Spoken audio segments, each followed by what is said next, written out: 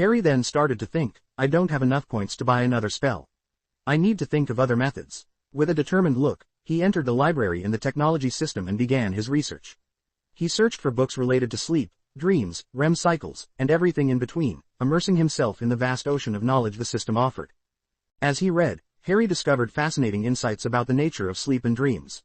He learned about the different stages of sleep, the role of REM in processing emotions and memories, and the theories behind why we dream. This was more than just academic curiosity for Harry, it was a mission to understand the human psyche at a deeper level. Nigel's voice, always a source of dry humor and sharp intellect, resonated in Harry's mind. Master Harry, diving into the world of dreams, are we? Quite the Freudian endeavor, if I may say so. Just remember, the mind is a labyrinth, and dreams are its most intricate corridors. Harry nodded, absorbing Nigel's words. He knew that manipulating dreams was a complex and delicate art, one that required finesse and a deep understanding of the human mind.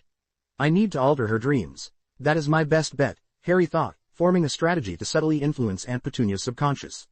He selected a book titled The Enchanted Dreamscape, Navigating the Subconscious Mind, and began to read. The text was dense, filled with complex theories on the formation of dreams, the stages of sleep, and the magical manipulation of dreamscapes. Harry absorbed the information, his mind racing with the implications and possibilities. Harry focused on the chapters discussing REM sleep, the stage where dreams were most vivid and malleable. He learned about dream symbols, the subconscious mind's language, and techniques to subtly influence the narrative of dreams. It was a realm where imagination and reality blurred, a realm that offered endless possibilities. Harry then realized something pivotal in his journey towards mastering the subtle arts of the mind. Legilimency is a lot like altering the dreamscape, he mused aloud, connecting the dots between the two complex practices. Nigel, ever the observant and insightful companion, was quick to respond, his voice tinged with a mix of pride and wisdom. That is because it is so, Master Harry. Legilimency alters the mindscape, while the dreamscape is easier to manipulate, being more fluid and receptive. It's akin to the difference between painting with a brush on an empty canvas and drawing on a computer with assistance. Both require skill, but the latter offers more tools and possibilities for refinement. Harry's eyes sparkled with understanding and excitement. Then if I can master this, I can learn legilimency much easier, he concluded, eager to delve deeper into this newfound knowledge. Nigel hummed in approval, his tone reflecting a sense of satisfaction. Correct, Master Harry, the journey into the mindscape is intricate and requires patience and finesse. It will be a challenging endeavor, but I have no doubt in your capabilities. Emboldened by Nigel's encouragement, Harry picked up another book on the REM cycle, immersing himself in its contents. The book detailed the intricacies of the sleep cycle, emphasizing the importance of the REM stage in dream formation and subconscious processing. It explained how the REM stage was the playground of the mind, where emotions, memories, and desires intermingled to create the vivid tapestry of dreams. Harry's mind worked overtime, synthesizing the information and formulating a strategy to subtly influence Aunt Petunia's dreamscape. He understood that this approach required a delicate balance, too overt, and it could cause resistance or fear, too subtle, and it might go unnoticed.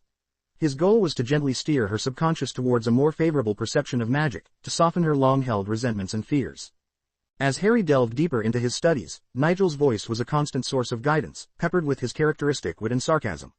Remember, Master Harry, the mind is a fortress. Your approach should be that of a skilled diplomat, not a battering ram. Harry then analyzed his plan with a critical eye, scrutinizing every detail and possibility. I can use sound, vision, and smell to awaken the idea in Aunt Petunia's mind. I will go to Diagon Alley one more time to gather some of the food or items unique to there.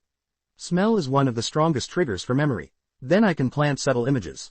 They cannot be too obvious. Maybe a badly drawn picture that looks like Diagon Alley but, upon closer inspection, has nothing to do with it. And when she finally sleeps, I will use the Muffiliato spell on her. Nigel, observing Harry's thoughts, interjected with his usual blend of sagacity and sarcasm. Master Harry, remember, the human mind is not a canvas to be painted upon at will. It requires a more nuanced approach. Harry nodded, taking in Nigel's words. He understood the complexity of what he was attempting. Influencing someone's subconscious was a delicate art, one that required a deep understanding of the human psyche. But how do I make her resonate with the idea of magic without making it obvious? Harry wondered aloud. Nigel's response was a mix of encouragement and caution. It's like walking a tightrope, Master Harry. You must balance subtlety with effectiveness. Your tactics must be cleverly disguised, woven into the fabric of everyday life so seamlessly that they escape conscious detection. Harry thought about Nigel's advice. He needed a plan that was both intricate and unobtrusive. He decided to start with something simple, bringing items from Diagon Alley that were unique but not overtly magical. Things that would pique Aunt Petunia's curiosity without alarming her. The key is in the details, Nigel mused. A whiff of an exotic scent, a glimpse of a peculiar object. These small things can plant seeds of wonder in the most skeptical of minds. Harry opened a notebook in the technology system, meticulously writing down his multi-step plan. His first objective was to purchase ice cream and non-magical chocolates from Diagon Alley. These items, he hoped, would stir dormant memories in Aunt Petunia, especially if she had tasted them during her past visits.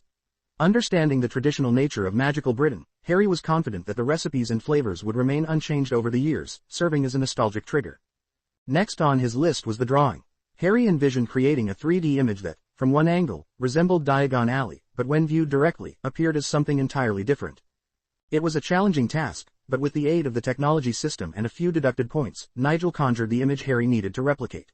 This drawing was a clever deception, a visual riddle that would subtly implant the image of Diagon Alley into Petunia's subconscious, making her believe it was a figment of her own imagination. The third and most crucial part of his plan involved the use of the Muffliato spell on Aunt Petunia while she slept. This would ensure complete silence around her, allowing Harry to subtly influence her dreams without any external disturbances. It was a bold move, one that required precision and a deep understanding of the subconscious mind. With the plan laid out in front of him, Harry sat on his bed, deep in thought about the intricacies of the drawing. It had to be perfect, a visual trick that would captivate Petunia's attention, leading her mind down a path filled with hints of magic and wonder. The drawing, when viewed at a specific angle, showed the bustling streets of Diagon Alley, the shops and wizards vividly brought to life in stunning detail. However, when Petunia would hold the paper, the image would transform into a quaint English town, its magic cleverly concealed. Nigel's voice, tinged with his characteristic wit, resonated in Harry's mind. A masterful illusion, Master Harry. It's like creating a portkey that only works when viewed from the right perspective. Clever indeed. Harry smiled, acknowledging Nigel's approval. He knew the formation of the mindscape was a lengthy and complex process, one that required patience and subtlety. He couldn't rush it. Every step had to be carefully calculated to ensure success. Over the next few weeks, Harry implemented his plan with meticulous care. He started by bringing the ice cream and chocolates from Diagon Alley, casually offering them to Aunt Petunia during meals. He watched her closely, noting her reactions. At first, she was indifferent, but gradually, Harry noticed a change. A flicker of recognition crossed her face, a hint of nostalgia in her eyes. It was working. The drawing was the next step. Harry placed it strategically in the living room, ensuring it caught Petunia's attention.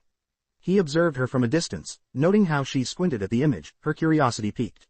When she finally picked up the paper, the magic of the 3D drawing took effect.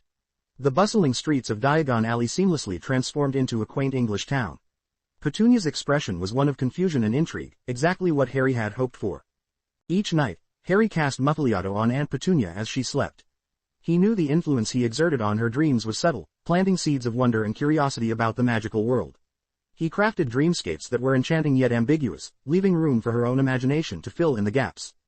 Over the next few days, Harry initiated conversations with Aunt Petunia, carefully steering them towards their shared past. Each story Petunia recounted was like a thread, weaving a tapestry of memories, both painful and precious. Harry listened intently, his mind working overtime, manipulating the flow of the conversation to create a narrative that resonated with her deeply buried emotions. The process was like nurturing a delicate plant, providing just enough water and sunlight to coax it to life without overwhelming it. Petunia, often reluctant at first, found herself drawn into the past, reliving the excitement and hope of her childhood. As she shared stories of her and Lily, her voice would waver, caught between nostalgia and pain. Harry noticed a change in her, a softening, as if a part of her that had been long buried was slowly being resurrected. Yet, it was a fragile balance. Whenever the conversation veered too close to the magical world, Petunia would retreat, her old defenses rising like walls. Harry knew he had to tread carefully, gently guiding her without pushing too hard. It was a mental dance, requiring precision and empathy. Nigel's voice, always a presence in Harry's mind, offered guidance laced with his characteristic sarcasm. Master Harry, you're playing a game of emotional chess. Each move must be deliberate, each word a carefully chosen piece. And remember, the goal is not checkmate, but understanding. Harry took Nigel's advice to heart, using his newfound skills in occlumency to gauge Petunia's reactions and adjust his approach accordingly. He became adept at reading the subtle cues in her voice, her expressions, learning when to press on and when to pull back. Remember, Master Harry, you're not just shaping her perception of the past, Nigel reminded him. You're reshaping her understanding of the present, and by extension, her view of you. As the days passed, Harry's efforts began to bear fruit. Petunia started to open up more, her stories becoming less guarded, more reflective. She spoke of Lily's first display of magic, her own mix of awe and envy, and the widening rift that grew as they aged. Yet, the true breakthrough came unexpectedly one evening. As Harry and Petunia sat in the dimly lit living room, a rare thunderstorm raging outside, Petunia's voice took on a wistful tone. "I remember the day Lily got her Hogwarts letter," she said, her eyes distant. "I was so jealous. I wanted to be special too." Harry, sensing the pivotal moment, replied softly, "You are special, Aunt Petunia. You always have been, just in different ways." Petunia looked at him, her eyes searching his face. "Do you really believe that, Harry?" "I do," Harry said sincerely, his heart aching with the weight of the moment. "You've had to be strong in ways Mom never did. You've had to face a world without magic, and that takes a different kind of courage."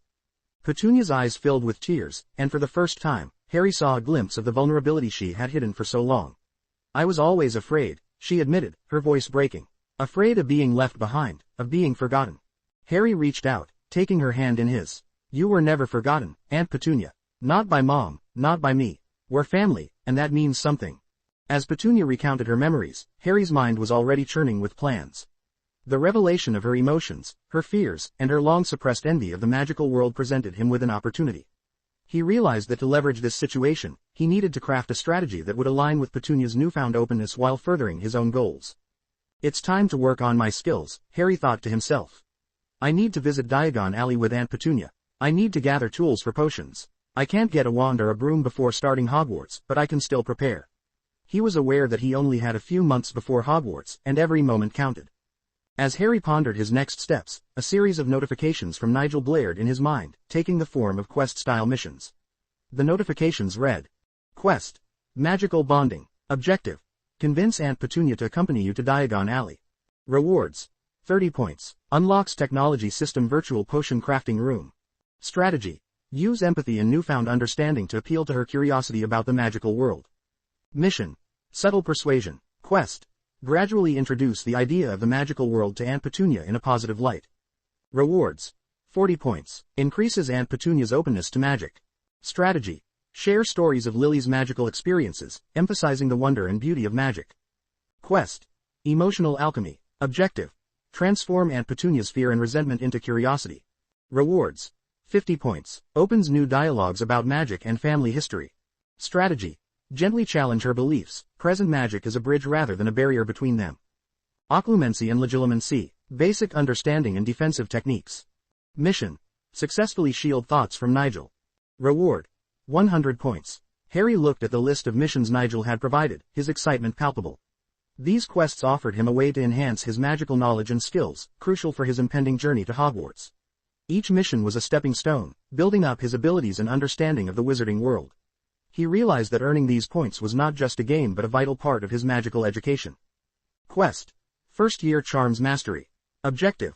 Master basic first-year charms including the Levitation Charm, Softening Charm, Fire-Making Spell, Wand Lighting Charm, Unlocking Charm, and others. Reward.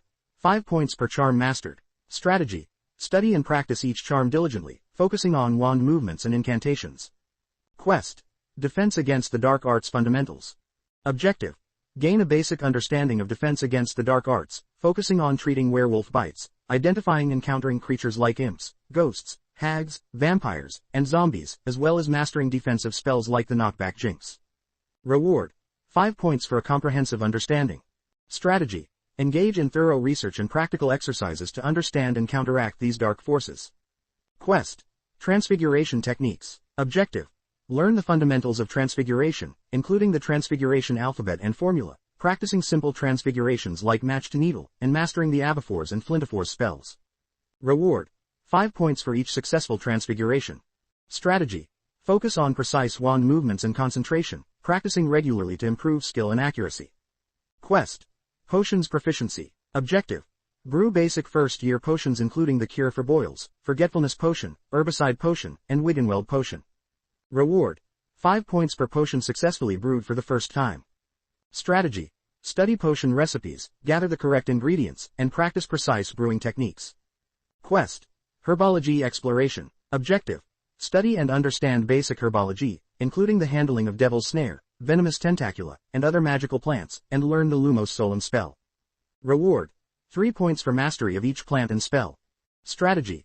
Research each plant's properties and handling techniques, and practice casting the Lumos Solum spell. Quest. Astronomy Basics. Objective. Study the basics of astronomy, including the use of telescopes, understanding moon and star charts, and learning the names and movements of stars and planets. Reward. 3 points for thorough knowledge. Strategy. Engage in nightly observations and study astronomical charts for a comprehensive understanding. Nigel's voice, ever present in Harry's mind, commented, "Normally, these quests would appear when you started Hogwarts, Master Harry, but you've managed to alter your fate. Your proactive approach has unlocked early access to this crucial knowledge." Harry realized the importance of these missions. Each one was not just a learning opportunity but a chance to build his magical foundation before entering Hogwarts. He was determined to earn as many points as possible, knowing that each point represented a step closer to becoming a skilled wizard. But as Harry planned his next steps, he remembered the challenge of convincing Aunt Petunia to visit Diagon Alley. It was a mission that required finesse and understanding. He had to make her resonate with the idea, to see the magical world not as a source of pain and exclusion but as a bridge to reconnect with her lost past.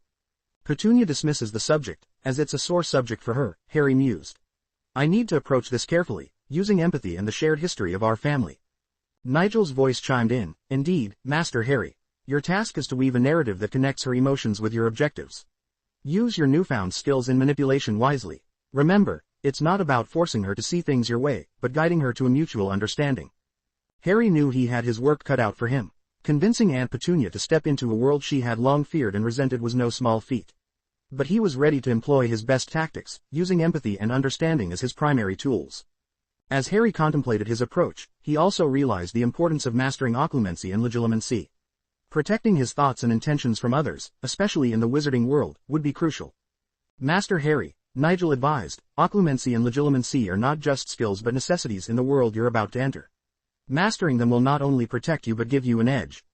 Harry nodded, understanding the gravity of Nigel's words. The journey ahead was fraught with challenges, but he felt more prepared than ever. With Nigel's guidance, his own determination, and the quests ahead, Harry Potter was ready to take on the wizarding world, one mission at a time. Harry sorted all the quests in his mind, then started to plan how to convince his aunt, Petunia. He knew that Petunia had probably visited Diagon Alley when Lily first got her letter, maybe a couple of times later, but as she grew up, the more she realized that world would never be hers. After Dumbledore's letter, she had lost all hope and never been there again. I need to awaken that excitement within her, Harry thought, determined. Nigel, who had been observing Harry's thought process, stood by like a proud rooster watching his chick. I need to alter her dreams. That is my best bet, Harry concluded. He began to envision a strategy to reignite the spark of magic in his aunt's heart, hoping it would lead her back to the world she had once turned her back on. As the days passed, Harry could see the subtle changes in Aunt Petunia. She began to ask questions, her tone laced with curiosity rather than disdain. "Those chocolates, Harry, where did you get them? They remind me of something I can't quite place." Harry knew the moment was crucial. He had to tread carefully, balancing on the knife edge of truth and deception. Revealing too much about the magical world could shatter the fragile bridge he was building with Aunt Petunia. Yet, he needed to stoke her curiosity, to gently guide her towards accepting the existence of the world her sister had been a part of. With a measured voice, Harry replied, "There's a little shop near the library, Aunt Petunia. I know you like to eat something sweet after your shows, and I've been earning a bit from my chores with the neighbors, so I wanted to get you something nice." This statement served multiple purposes. It showcased Harry's thoughtfulness and his newfound independence, hopefully endearing him further to his aunt. It also subtly suggested that he was investing his own hard-earned money into bringing joy to the household, a gesture designed to soften Petunia's often hardened exterior. Harry then added, feigning disbelief, "Though the shop owner is a bit odd. He claims he gets them from a magical world. Can you imagine that?" He chuckled, making the story seem like a whimsical tale, too absurd to be real. Petunia's reaction was instantaneous. Her eyes widened, a flurry of emotions passing across her face. The combination of the chocolates, the drawing, the familiar scents, and now, Harry's story, had triggered a flood of memories. Harry watched as she seemed to connect the dots, her mind visibly reeling from the sudden onslaught of long-suppressed memories of her first visit to Diagon Alley. Nigel, observing the scene with his usual dry wit, whispered in Harry's mind, "Well played, Master Harry. You've set the stage masterfully. Now watch as the play unfolds." Petunia's hands trembled slightly as she picked up one of the chocolates. "Magical world," she murmured, almost to herself. "It's been so long." Harry pretended to be busy cleaning up, giving her space to process her thoughts. He knew this was a delicate moment, a turning point in their relationship. The memories of Diagon Alley, of the magical world she had once glimpsed, were resurfacing, challenging her long-held beliefs and resentments. As the evening wore on, Petunia seemed lost in thought, her usual sharp remarks and critical glances noticeably absent. Harry sensed an opportunity and decided to gently push the narrative further. Aunt Petunia, he started cautiously, have you ever been to a place that felt different? A place where the ordinary rules didn't seem to apply. Petunia looked at him, her expression a mix of nostalgia and conflict. Why do you ask, Harry? I saw a pub, Harry began, his voice carefully measured to pique Petunia's interest. It's odd, you know. Everyone just walks past it like it's not even there, but I can't help feeling drawn to it. It's as if it's hiding something magical. His choice of words was deliberate, designed to stir memories and evoke curiosity. Petunia's frown deepened at the mention of the pub. Harry could almost see the wheels turning in her head, the memories of the leaky cauldron, the gateway to Diagon Alley and the magical world, resurfacing. He knew this was a critical moment. He had to tread carefully, balancing the truth with the narrative he was weaving. Her first reaction was protective, the instinctive response of someone who had spent years guarding against the very world Harry was alluding to. Harry, you should stay away from places like that, she said, her voice tinged with a mix of fear and authority. However, Harry noticed a flicker of something else in her eyes, a yearning, a curiosity that had been dormant for too long. He decided to press on, gently but firmly. But Aunt Petunia, isn't it strange that only I seem to notice it? It's as if it's calling to me. Petunia took a deep breath, and Harry could see the internal struggle playing out on her face. Finally, she spoke, her voice softer, almost wistful. That place is special, Harry. She paused, as if gathering the courage to continue. That is the entrance to magical Britain, a world hidden from regular people. Harry feigned surprise, though inside, he was calculating his next move. Magical Britain, like where Mum went. His question was innocent on the surface but loaded with implications. Petunia's gaze flickered with a mix of emotions. Yes, Harry, your mother was a part of that world. And so were you, in a way. Harry nodded slowly, pretending to absorb this new information. In reality, he was already several steps ahead, thinking of how to use this revelation to his advantage. Aunt Petunia, have you ever been there? To this magical Britain? Petunia hesitated, then nodded reluctantly. Once, a long time ago, when your mother first found out she was a witch. Her voice trailed off, filled with unspoken memories. Seizing the opportunity, Harry leaned in, his voice gentle but insistent. What was it like, Aunt Petunia? Can you tell me about it? Petunia's eyes clouded over with memories, and she began to speak in a distant voice. It was unlike anything I'd ever seen. There were shops selling all sorts of strange and wonderful things. People in robes, talking about spells and potions. Harry listened intently, nodding and encouraging her to continue. As she spoke, he could see the barriers she had built over the years beginning to crumble, the pain and resentment giving way to a reluctant fascination. He knew he had to push further. It sounds amazing, Aunt Petunia. Do you think I could see it too? With you. Petunia's response hung in the air, a single word laced with decades of suppressed emotions and memories. Maybe. It was a small concession, a crack in the wall she had built around herself, but for Harry, it was a significant victory. It was the opening he had been working towards, a hint of possibility in an otherwise closed-off world. Harry's heart raced with excitement, but he knew better than to show it. Enough of that, Petunia cut him off sharply, reverting to her usual stern demeanor. Finish the dishes and get to your room. Her voice was firm, leaving no room for further discussion. As Harry obediently turned to the dishes, Nigel's voice echoed in his mind, a blend of caution and sly encouragement. Well done, Master Harry. But tread carefully. You've opened a door, but pushing too hard could see it slammed shut in your face. Harry nodded to himself as he scrubbed the plates. Nigel was right. The delicate nature of their conversation required subtlety and patience. He needed to be strategic, weaving his influence like a spider spinning a web, carefully, methodically, ensuring each strand was in place. Over the next few days, Harry observed Aunt Petunia closely, looking for signs that his plan was taking root. She seemed more contemplative than usual, often staring into space, lost in thought. It was clear that the memories of the magical world were stirring something within her, but Harry knew he had to be cautious in how he approached the subject. Nigel's advice was invaluable during this time. You must make her see the magic not as something to be feared or resented, but as a world of wonder and possibility, Master Harry. A world that she, too, can be a part of, albeit vicariously through you. One evening, as they sat in the living room, Harry casually brought up a book he had, the crazy uncle in chocolate shop gave him. It's about this school for wizards and witches. Hogwarts, it's called. Can you imagine attending a school like that, Aunt Petunia? Petunia's eyes flickered with a mix of emotions, surprise, nostalgia, and a hint of sadness. Hogwarts, she repeated softly, her voice barely above a whisper. Lily went there. Harry leaned in, sensing an opportunity. She must have had amazing adventures there. I wish I could see it just once. Petunia's gaze met his, and for a moment, Harry saw a flicker of the young girl she once was, full of dreams and aspirations, before the world of magic had become a source of pain and resentment. "It's a beautiful place," she said quietly, her voice tinged with a sadness that spoke of lost opportunities and unfulfilled desires. Harry's approach was working. He was slowly but surely weaving a narrative that made the magical world seem less like a threat and more like a lost dream, a missed opportunity that she could vicariously experience through him. Until one Sunday, everything changed. Petunia seemed out of sorts, her usual stoic demeanor replaced by a mix of excitement and fear. "Get dressed, Harry," she said, her voice wavering slightly. "We are going out." Harry, puzzled by her sudden change of behavior, complied without question. Until one Sunday, everything changed. Petunia seemed out of sorts, her usual stoic demeanor replaced by a mix of excitement and fear. "Get dressed, Harry," she said, her voice wavering slightly. "We are going out." Harry, puzzled by her sudden change of behavior, complied without question. Harry paused, unsure of what to make of this sudden change. He dressed quickly, choosing his best yet simple clothes. Descending the stairs, he found Petunia waiting, dressed more neatly than he had ever seen her.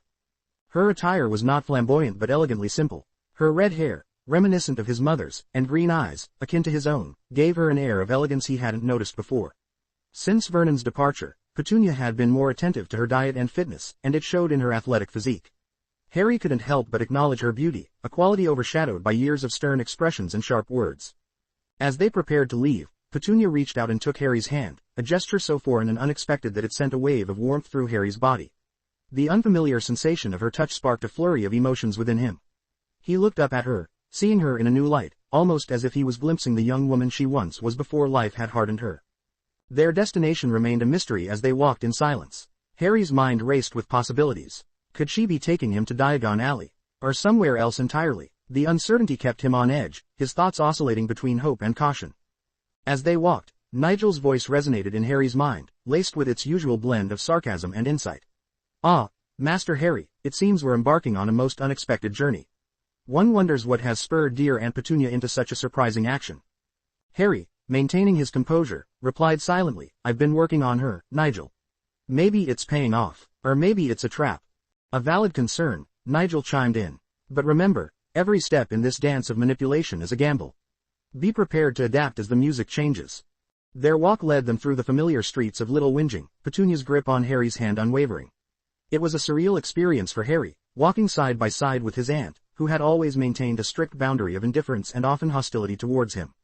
Finally, Petunia broke the silence. "Harry, what I'm about to show you is something I've kept buried for a long time. It's part of your mother's world." Harry's heart skipped a beat at her words. This was it, the moment he had been strategically working towards. He had to tread carefully, to ensure that whatever revelation Petunia was about to share didn't close the door he had been slowly prying open. Soon they arrived at a bus stop, the very one Harry had become familiar with in recent weeks. They boarded the bus in silence, traveling towards London, each lost in their own thoughts. The journey was quiet, the air thick with unspoken anticipation. As they arrived in London, Petunia led Harry through the bustling streets with a purposeful stride that he had rarely seen from her. Eventually, they stood before the Leaky Cauldron, its old, unassuming exterior blending seamlessly into the surrounding buildings. Looking at the pub, Petunia sighed deeply, a sound so laden with emotion that it seemed to carry the weight of years. Clutching Harry's hand tightly, she stepped forward and entered the pub. Harry's heart pounded in his chest. He had often asked Tom, the owner, to open the path to Diagon Alley for him. If Tom recognized him, it could unravel the careful narrative he had woven for his aunt. But, to his utter surprise and relief, Tom was too preoccupied with ogling Petunia to notice Harry. When Petunia requested, "Can you be a gentleman and open the path please? I have business in Diagon Alley," Tom nodded fervently and obliged, waving his wand to reveal the hidden passage. As they walked through the magically concealed brick wall, Petunia inhaled deeply, taking in the sights and smells of the bustling magical street. "I missed this," she muttered, more to herself than to Harry, but he heard every word. Harry, his mind racing, knew he had to tread carefully. This was unfamiliar territory, a delicate dance of reality and deception where one misstep could shatter the fragile bond he was building with his aunt. At the same time, Nigel reported in Harry's mind, "Quest, magical bonding completed. Objective, convince Aunt Petunia to accompany you to Diagon Alley. Rewards, 30 points. Unlocks technology system virtual potion crafting room." Harry felt a surge of excitement at the completion of the quest but knew this was not the moment to focus on his rewards. Petunia's emotional state and their delicate situation in Diagon Alley were his immediate priorities. Petunia, seemingly drawn by a sense of nostalgia, led Harry directly to Florine Fortescue's ice cream parlor. She was visibly moved, a mix of joy and sadness in her eyes as they sat down at a small table. I used to come here with Lily, she said softly, a faraway look in her eyes. She loved the chocolate raspberry swirl. Harry watched her closely, sensing the depth of her emotions. He knew he had to approach the subject of magic carefully, weaving his narrative to make her resonate with the magical world rather than recoil from it. Aunt Petunia, he began tentatively, do you ever wonder what it would have been like if things were different? If you had been part of this world too? Petunia's expression hardened slightly, the mention of her exclusion from the magical world a sore subject. I've spent years trying to forget all this, Harry. It's not a world for me. I chose a different path. Harry nodded, understanding the delicate balance he had to maintain. He chose his next words with care, aiming to appeal to her sense of loss and curiosity. But don't you think it's fascinating, Aunt Petunia? All these wonders, this magic, it's part of our family's history. It's part of you too, in a way.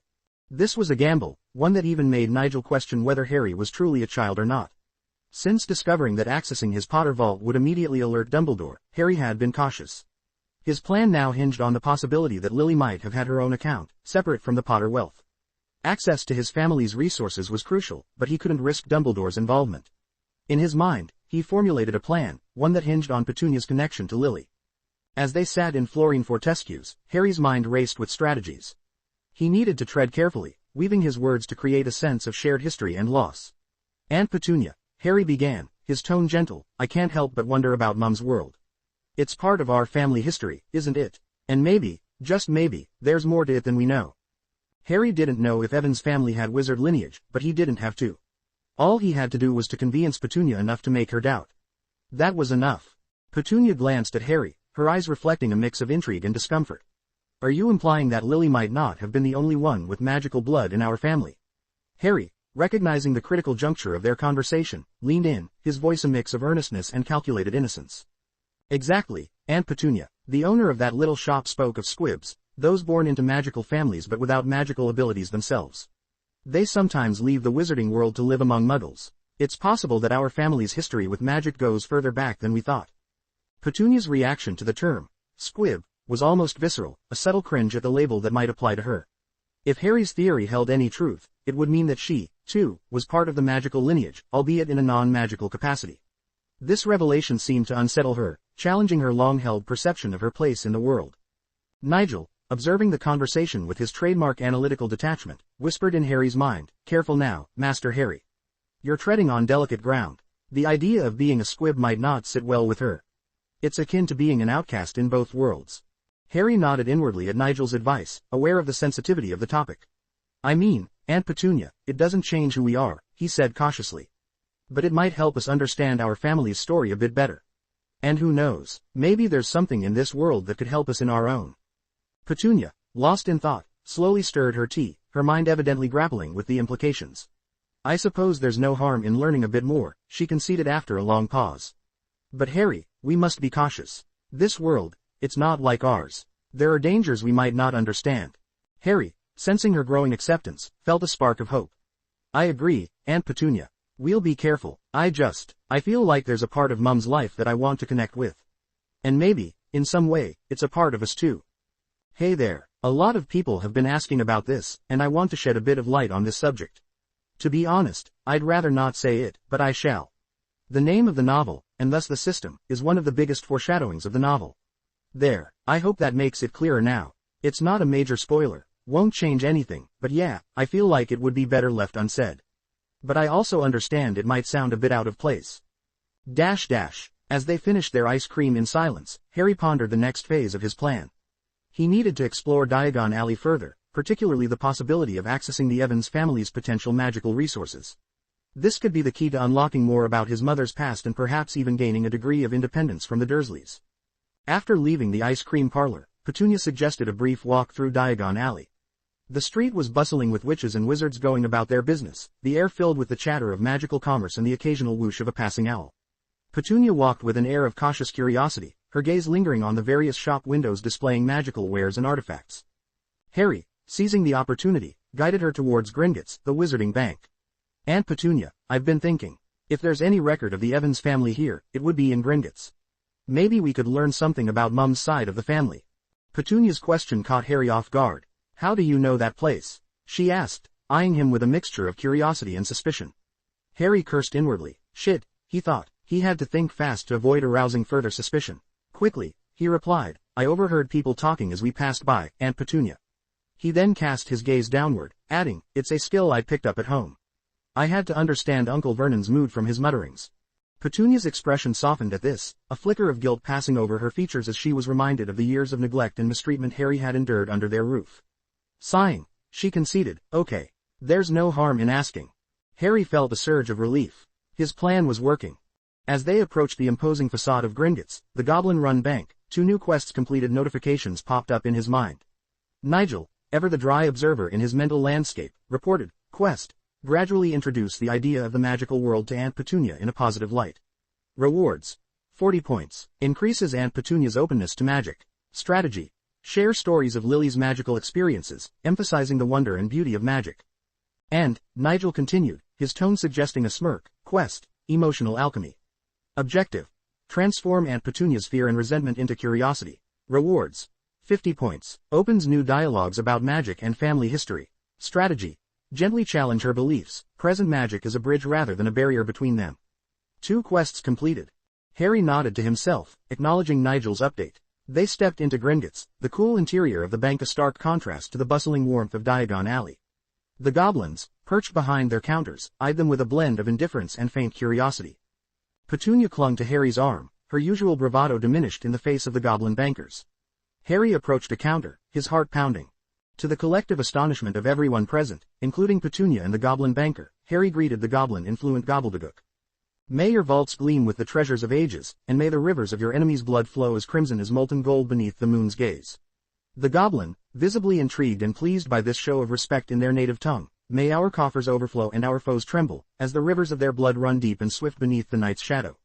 The exchange, though brief, seemed to set a tone of mutual respect between Harry and the goblin. Petunia, wide-eyed, leaned closer to Harry and whispered, since when do you speak, whatever that was? Harry, with a shrug that belied his inner pride, replied, must be innate talent, Auntie. The goblin, overhearing this, let out a grunt that could have been interpreted as amusement. Nigel, observing the scene, commented in Harry's mind, well, Master Harry, a linguist and a diplomat. I dare say your talents are as varied as a Niffler's hoard. Ignoring Nigel's quip, Harry turned his attention back to the goblin. Sir, I was hoping to inquire about the Evans family. My mother, Lily Evans, might have had an account or some connection here. Her sister, Petunia Evans, is here to do the blood test. Harry, fluent in gobbledygook, spoke to the goblin banker in the goblin language, leaving Aunt Petunia bewildered. Despite her growing acceptance of the magical world, the sight of goblins still unsettled her, and hearing Harry effortlessly converse in their native tongue was both impressive and disconcerting.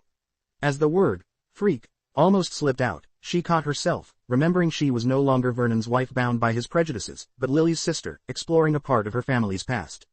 The goblin, intrigued by Harry's linguistic prowess, responded in kind, their conversation flowing smoothly. Petunia, standing a bit uncomfortably next to Harry, was a mixture of awe and discomfort. Harry, sensing her unease, gently squeezed her hand, a silent reassurance that all was well. After a brief exchange, Harry turned to Petunia, explaining, I asked about Mum's family, the Evans. I'm trying to find out if they had any connections here at Gringotts. Petunia nodded, still processing the surreal experience of standing in a goblin bank, a world away from the mundane life of Privet Drive. Did they say anything? She asked, her voice tinged with curiosity. Harry nodded, understanding the gravity of the situation. Blood never lies, he affirmed. That's what he said. They will test our blood to see if we have any magical ancestry. Petunia, though apprehensive, silently agreed. The goblin at the desk rang a bell, and another goblin quickly appeared. Take our guests for the blood test, instructed the first goblin. As they were about to be escorted away, Harry leaned forward, allowing his hair to shift and reveal his scar, hidden until now. In fluent gobbledygook, he asked the goblin, is it possible to omit a certain bloodline from the reports? The goblin's eyes flicked to Harry's scar, a smirk crossing his face. No worries. If you don't touch that vault, we will not report anyone. Harry exhaled a sigh of relief and nodded, allowing the new goblin to lead them away. The walk to the testing room was short. Inside, they were greeted by another goblin. Harry once again addressed him in gobbledygook, may your coffers shine with boundless riches, and your enemies cower in fear as their blood flows like a crimson river. The goblin responded, his voice gruff but respectful, and may your days be filled with prosperity, as your adversaries meet their fate in rivers of crimson fury. The goblin snapped his fingers, and a thick, ancient-looking rule book materialized on the desk. He opened it to a specific page and began to read the rules aloud in a clear, authoritative voice. Rule 1. The blood test shall be conducted in a controlled environment, ensuring no external magical influence can alter the results. Rule 2. All participants must willingly provide a blood sample. Coercion or deceit invalidates the test. Rule 3. The blood's magical lineage will be traced back so long as the bloodgiver has droop of lineage. Any magical ancestry beyond this is deemed irrelevant for the purpose of the test. Rule 4. The results shall be confidential, disclosed only to those who partake in the test and any other parties they designate. Rule 5. Any attempt to tamper with or manipulate the test or its results will be met with severe penalties, as per Gringotts policy. As the goblin finished reading, he looked up at Harry and Petunia, his expression unreadable. Do you agree to these terms? He asked in a stern tone. Harry nodded, a sense of gravity settling over him. We agree, he said solemnly, glancing at Petunia, who nodded in affirmation. The goblin then greeted Harry and Petunia, his voice softening slightly. Welcome to Gringotts, the most secure place for all your magical and financial needs. My name is Glimmergob Snicklenook. In response, Harry, fluent in gobbledygook, replied, May your vaults be impregnable, and your wealth flourish beyond the ages, Master Glimmergob Snicklenook. The goblin nodded in appreciation of Harry's respect for their customs. Petunia, still processing the surreal experience, whispered to Harry, What did you say? Harry, suppressing a smirk, translated, Just a formal greeting, Aunt Petunia. Goblins appreciate it when you respect their culture. Nigel, observing the scene, couldn't help but interject in Harry's mind, and here I thought your charm only extended to the human species. Seems you're quite the goblin whisperer too, Master Harry. The goblin gestured for them to follow him to a small, austere room where the blood test would be conducted. Inside, a simple wooden table and 2 chairs were the only furnishings. The goblin produced a small, sharp instrument resembling a dagger. This will only take a moment, he assured them. A drop of blood from each of you will suffice. Harry offered his finger first, bravely enduring the quick prick of the blade. A single drop of blood fell into a small crystal vial. The goblin then turned to Petunia, who hesitated for a moment before extending her finger. As her blood dripped into a separate vial, joining the one with Harry's at the goblin's side, he sealed both with stoppers and uttered a series of incantations in gobbledygook. Glimmergob Snicklenook then produced 2 parchments and dropped blood on each. Soon, inscriptions started to form on them. Harry caught some words, understanding them. He gasped as he saw those names, some of which were so important that they were in Nigel's education on the basics of the magical world. Some he had also encountered in the books he had studied. Snicklenook took Petunia's parchment first, and his brows furrowed. Ms. Evans, he began, your lineage goes back to some of the oldest magical families, including Slytherin, the founder of Hogwarts.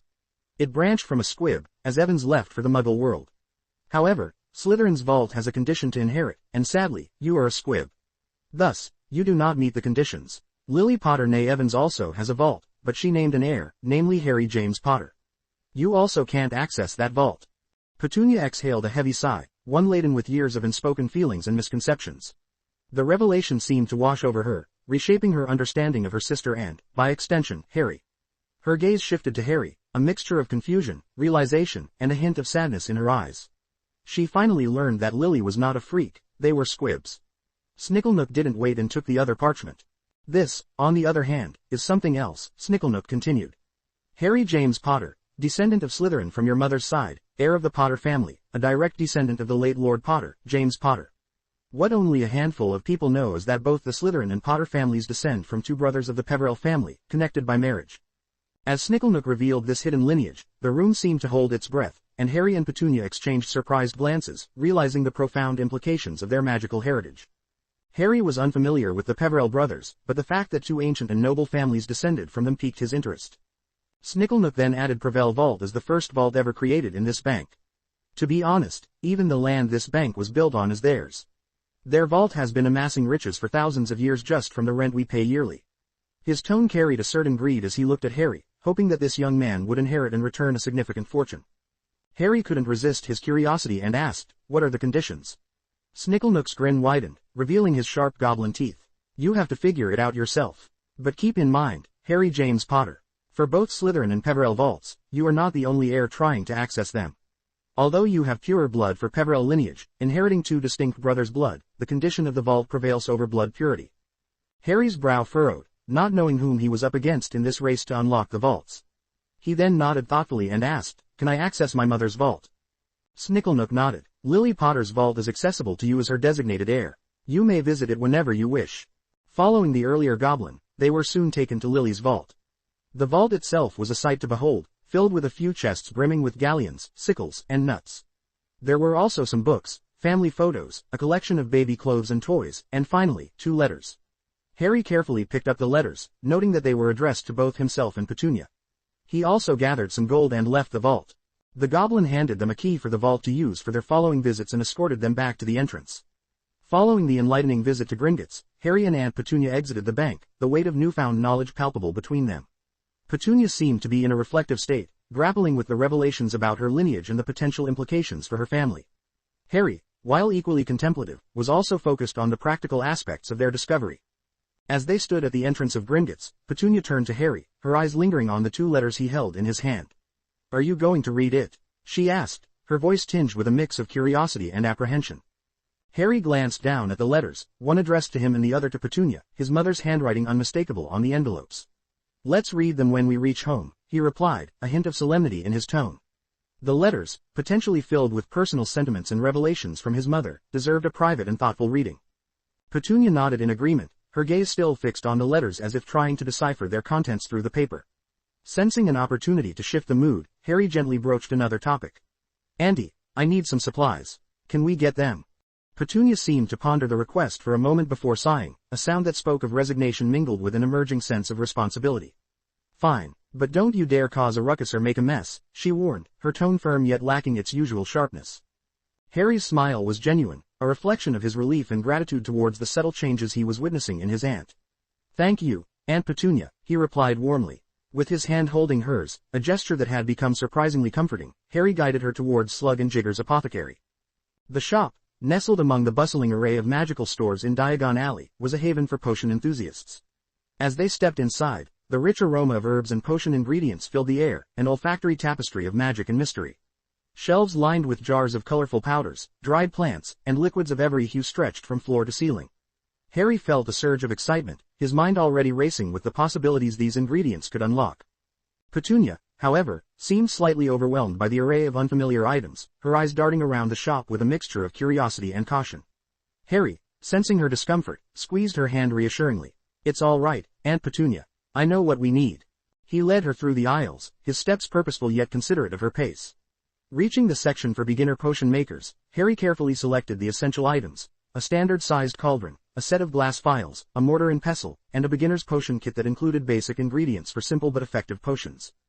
As he gathered the items, Nigel's voice, always present in his mind, offered a humorous observation. "Master Harry, I do believe you've found your natural habitat among these concoctions and brews. Just remember, we're not cooking up a storm in the Dursleys' kitchen." Harry chuckled inwardly at Nigel's remark. He then turned his attention to the ingredients, selecting a few additional items that caught his eye. Dried nettles, powdered moonstone, and a vial of dragon's blood were among the more exotic ingredients he added to his basket. Petunia, observing Harry's confident selections, finally spoke up. "You seem to know your way around these things, Harry. Where did you learn all this?" Harry hesitated for a moment before answering Petunia's question about his potion-making knowledge. He couldn't very well admit to the secret guidance and education he had been receiving from Nigel. Instead, he opted for a half-truth, attributing his newfound expertise to the mysterious uncle from the chocolate shop. "The uncle gave me a book," he said, hoping this explanation would suffice. Petunia hummed in response, not pressing the matter further. She seemed content to let Harry take the lead, a noticeable change in her usual demeanor. As they continued browsing the aisles of Slug and Jigger's apothecary, Harry followed the list of ingredients outlined in the first-year potion book he had already scanned into the technology system. He meticulously picked out each item, ensuring he had everything he needed for the basic potions he planned to brew. P.S. Dropped a Petunia picks to character chapters. The news of another player contending for the inheritance of the Slytherin and Peverell vaults weighed heavily on Harry's mind. It instilled a sense of urgency within him, prompting him to act swiftly and strategically. He was keenly aware of the competitive nature of this unseen adversary and the potential challenges that lay ahead in claiming what he believed was rightfully his. After gathering all the necessary potion ingredients, Harry and Petunia left Slug and Jigger's apothecary. Remembering that he couldn't possibly carry a cauldron back to London in his arms, Harry sought out a shop that sold expandable bags. He found a quaint little store tucked away in a less crowded corner of Diagon Alley. The shopkeeper, a kindly old witch with twinkling eyes, showed Harry a selection of bags. "These are no ordinary bags, young man," she said with a wink. "They'll hold more than you can imagine and still feel as light as a feather." Harry was intrigued. He browsed through the bags, finally settling on a nice-looking backpack of moderate size. Given the limited amount of gold he had taken from the vault, he had to be mindful of his spending. The backpack, while not overly extravagant, was just what he needed, inconspicuous yet magically efficient. As he paid for the backpack, Nigel's voice piped up in his mind. "Ah, Master Harry, venturing into the world of magical fashion accessories, are we? Let's hope this bag doesn't end up swallowing you whole." Harry couldn't help but smile at Nigel's comment. With the new bag securely on his back, he and Petunia left Diagon Alley, returning to the familiar streets of London. The journey back to Privet Drive was quiet, both Harry and Petunia lost in their own thoughts. Harry mulled over the information he had gleaned from Gringotts, particularly the revelation of his connection to the Peverell family and the potential inheritance that awaited him. He knew that unlocking the vaults would not only provide financial security but also offer him greater insight into his family's history and the magical world. Petunia, on the other hand, seemed to be grappling with the newfound knowledge of her magical ancestry. The idea that she might be descended from one of the founders of Hogwarts, a squib from a prestigious magical line, was clearly something she was struggling to come to terms with. As they approached the Dursley home, Harry sensed a shift in Petunia's attitude towards him. The revelation of their shared magical heritage, albeit in different capacities, had bridged a gap that had long existed between them. It was a small step, but a significant one in their tumultuous relationship.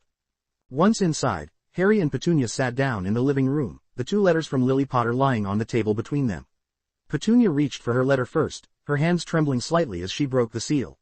Harry watched her closely, curious about the contents but respecting her privacy. After reading the letter with a myriad of emotions flickering across her face, Petunia began to read aloud, her voice wavering with each word. The letter, written by Lily Potter, her sister, was filled with sentiments of regret and longing. Lily expressed her deep sorrow over the estrangement that had grown between them, a divide that stemmed from a fundamental misunderstanding. "My dearest Petunia," Lily's letter began, "as I sit here, penning this letter, my heart is heavy with regret. Our paths have diverged in ways I could never have imagined, and for that, I am truly sorry. The world of magic, which has brought me so much joy and wonder, has also been the source of our greatest rift." The letter continued, Lily's words painting a picture of a sister torn between 2 worlds, the magical and the mundane. "I remember our childhood, Petunia, the dreams we shared, the secrets we whispered under the stars. Those memories are treasures I hold dear. But as I ventured into the world of magic, I realize now that I left a part of me behind, a part that belongs with you." Petunia's hands trembled slightly as she read on, Lily's words echoing in the quiet room. "You were always more than just my sister, you were my confidant, my partner in mischief, my best friend. The day I learned of my magical abilities was the day I felt a wedge drive between us. I wish I had the wisdom then to bridge that gap, to show you that my love for you was unchanged." The letter took a more personal turn as Lily spoke of her child, her voice imbued with a mother's love and a sister's hope. "Petunia, I have a child now, a beautiful little boy named Harry. He is the light of my life, and every day, I see a bit of us in him.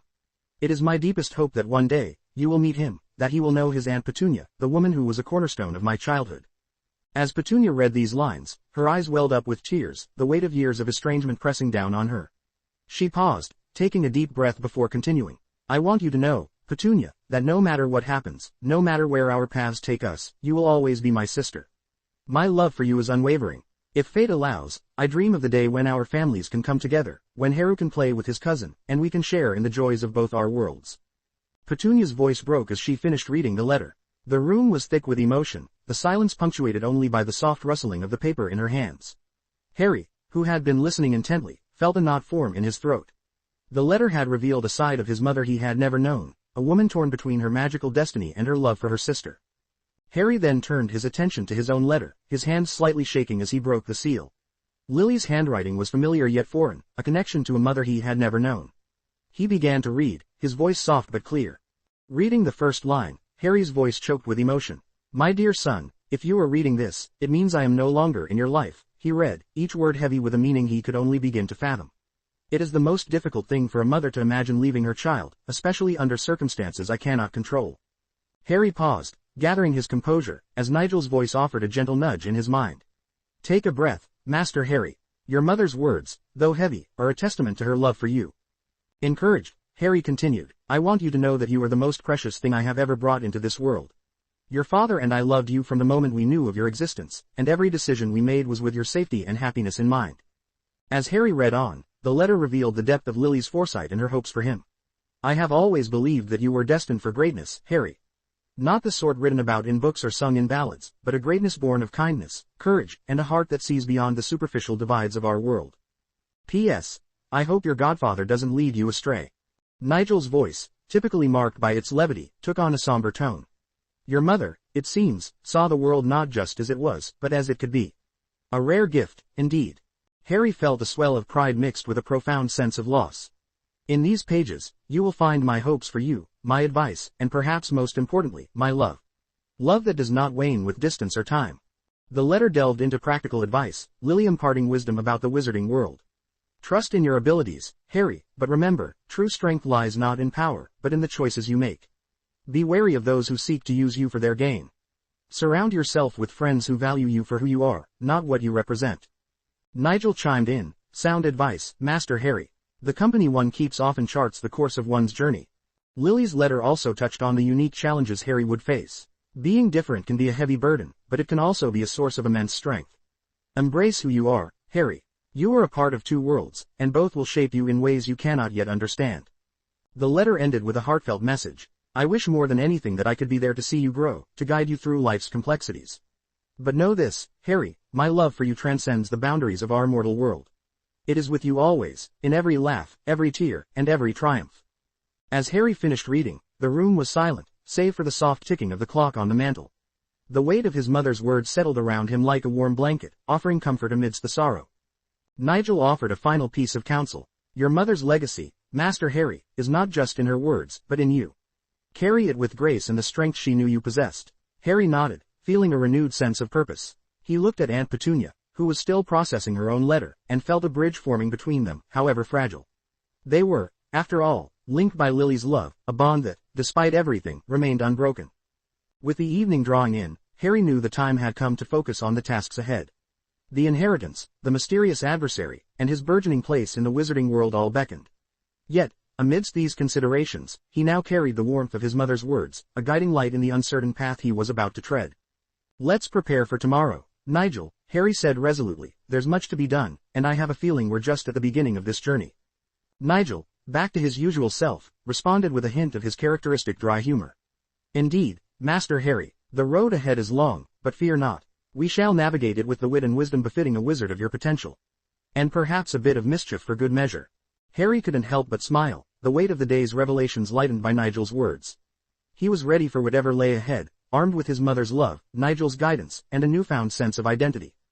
The next day, Harry awoke early, the events of the previous day still fresh in his mind. He quietly made his way downstairs to prepare breakfast before Aunt Petunia stirred. While he cooked, his thoughts were focused on the tasks ahead. Harry was determined to complete several quests related to the first-year curriculum of Hogwarts before his acceptance letter arrived. After that, he planned to buy his wand and begin practicing officially. As he flipped the last of the pancakes, Harry turned his attention to potion crafting, a skill he was eager to develop.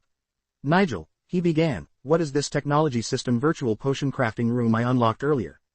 Nigel's voice, clear and distinct in Harry's mind, responded, the virtual potion crafting room, a marvel of the technology system. It's a simulated environment where you can practice potion making without the risk of blowing up your aunt's kitchen. Harry, intrigued, asked for more details. How does it work? Nigel elaborated, imagine a virtual space where you can experiment with various potion ingredients and brewing techniques. The room simulates real-world conditions, providing a safe and controlled environment for learning and experimentation. Does it feel real? Harry asked, curious about the experience. It's quite lifelike, Master Harry. You'll see, smell, and even feel the ingredients and potions as if they were physically present. It's an excellent way to hone your skills without the constraints of the physical world. Harry's excitement grew. And the potions I make there, are they just virtual, or can I use them somehow? Nigel replied, the potions are simulations, but the knowledge and experience you gain are very real. You'll understand the properties of ingredients, the nuances of brewing, and the effects of various potions. It's an invaluable tool for a budding potioneer. Harry nodded, absorbing this information. So, I can practice as much as I want without worrying about running out of ingredients or making a mess.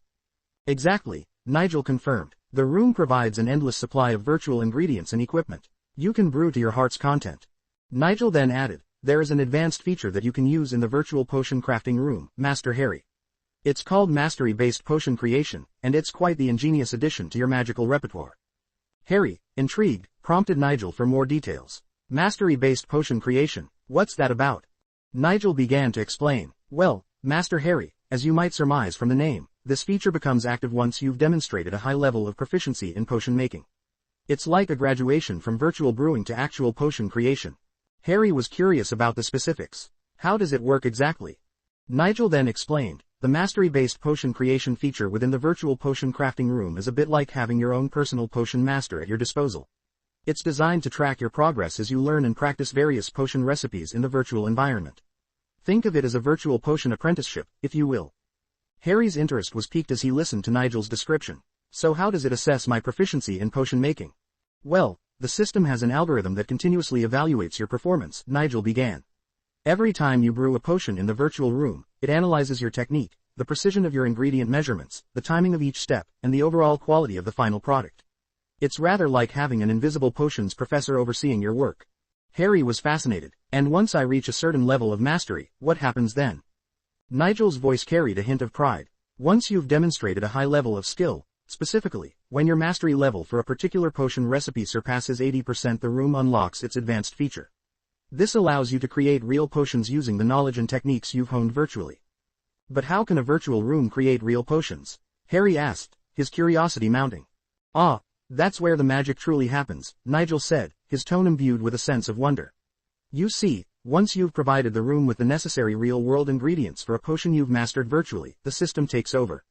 It replicates your virtual brewing process in the physical world, using the ingredients you've supplied. The result is a potion crafted with the same level of care and precision as your virtual attempts. Harry marveled at the concept. So, I can practice a potion in the virtual room, and once I'm good enough, the room can actually make the potion for me in the real world.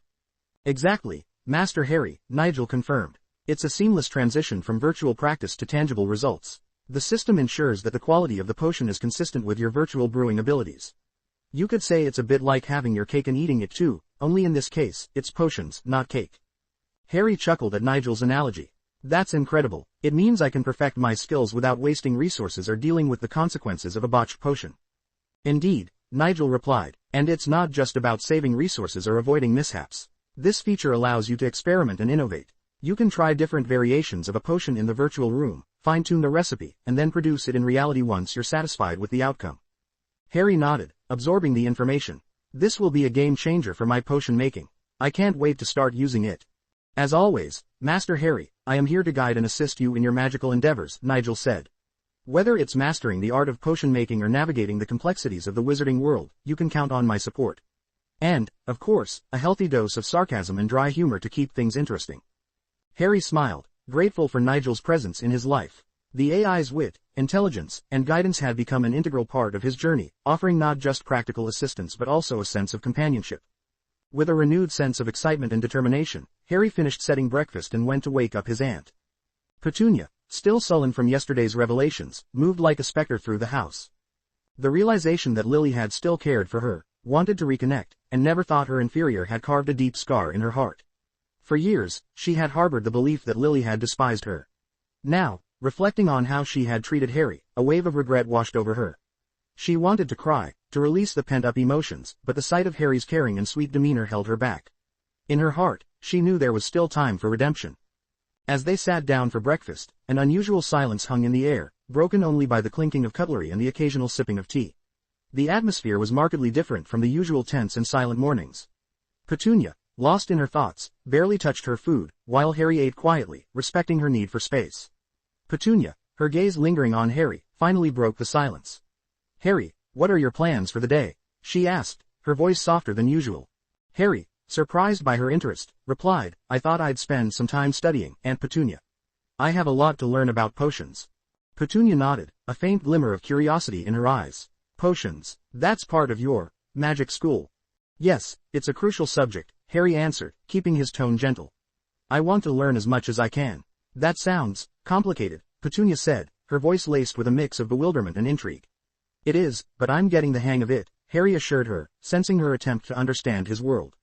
After breakfast, as Harry was about to clear the table and do the dishes, Petunia, to his absolute shock, said, Go on, Harry. I will finish up here. After breakfast, as Harry was about to clear the table and do the dishes, Petunia, to his absolute shock, said, Go on, Harry. I will finish up here. Harry stood frozen for a moment, unable to believe what he had just heard. A small, grateful smile spread across his face. Nodding, he replied, Thank you, Aunt Petunia, and headed to his room, leaving a surprised yet contemplative Petunia in the kitchen. In his room, Harry opened the library in his mind, a vast digital repository of knowledge. He located the first-year potion book and began to read it from cover to cover. Harry read the first sentence of the potion book with intense focus, his mind absorbing every word, every nuance. The book, titled Magical Drafts and Potions by Arsenius Jigger, was a comprehensive guide for beginners in potion making, detailing the basic principles and methods of this intricate and often perilous art. Let's see here. The art of potion making is an exact science, demanding precision and patience, Harry read aloud, his voice a mix of enthusiasm and concentration. The book went on to describe the importance of understanding the magical properties of each ingredient, the precision required in measuring and combining them, and the meticulous control needed over the brewing process. Precision and patience, Harry mused. Sounds more like a recipe for disaster in my hands. Nigel chimed in, but remember, Master Harry, disasters can often lead to discoveries.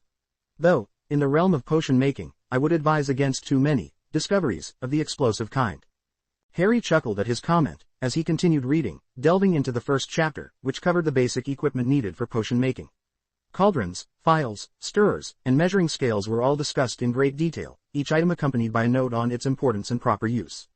As Harry read about the different types of cauldrons, copper, brass, pewter, and silver, and their respective effects on potion efficacy, Nigel's voice offered a nugget of information. Did you know, Master Harry, that silver cauldrons, while the most expensive, provide the most stable brewing environment? A bit of wizarding trivia for your collection.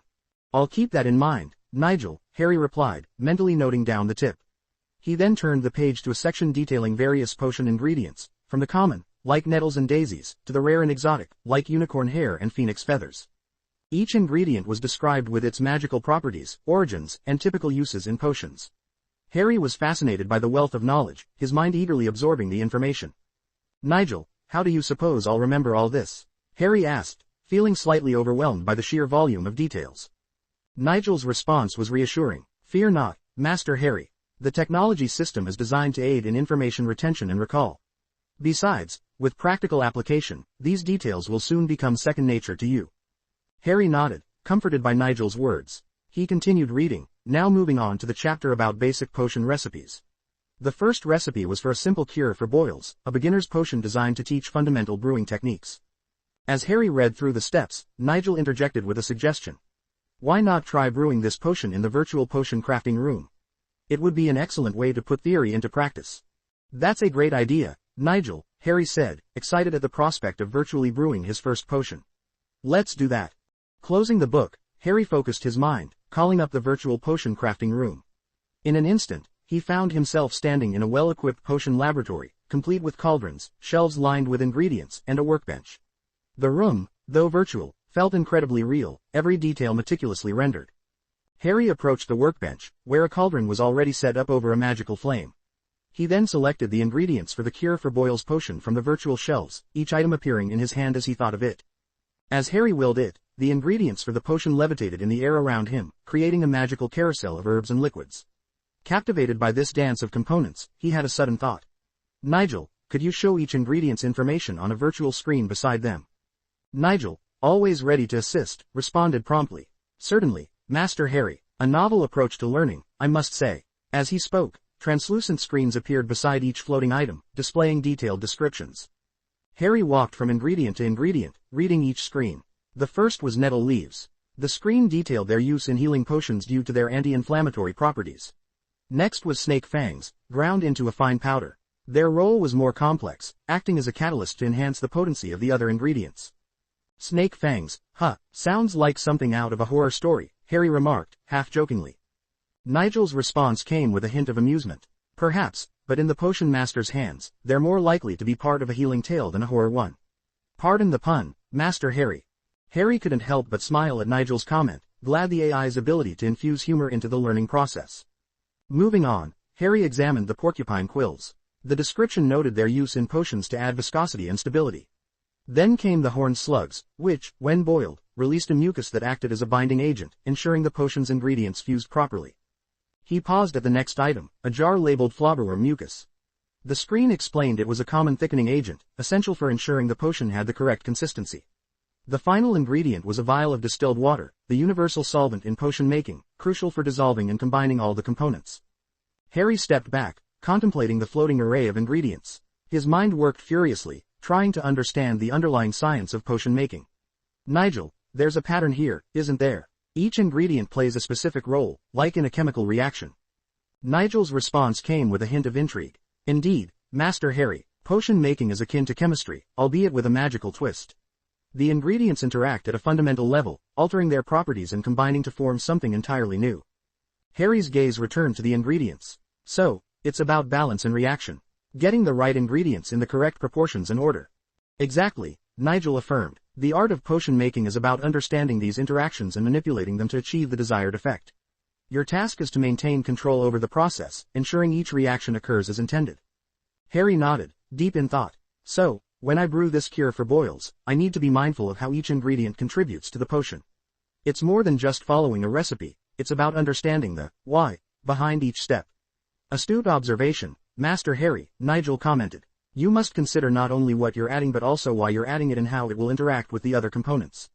Harry focused on the first step of the recipe, adding the nettle leaves to the cauldron. As he did so, the virtual fire beneath the cauldron flickered, heating the leaves and releasing their essence into the water. He then carefully added the ground snake fangs, watching as they dissolved, creating a reaction that turned the mixture a light green hue. The precision of his movements was crucial. Too much or too little of any ingredient could skew the entire potion. Harry suddenly stopped in the middle of his potion making, lost in thought. The cauldron in front of him started to react unpredictably, its contents bubbling more vigorously. Master Harry, Nigel called out, trying to get his attention, but Harry was deep in contemplation. Master Harry, the potion. Nigel's voice grew more urgent. Harry snapped out of his reverie, but it was already too late. The cauldron began to shake violently. Take cover, Master Harry, Nigel warned. Why, isn't this virtual? Harry questioned, confused about the need for caution in a simulated environment. In the next second, he understood all too well. As the cauldron exploded, Harry was thrown back, feeling an intense sensation of burning on his skin and a sharp pain in his stomach.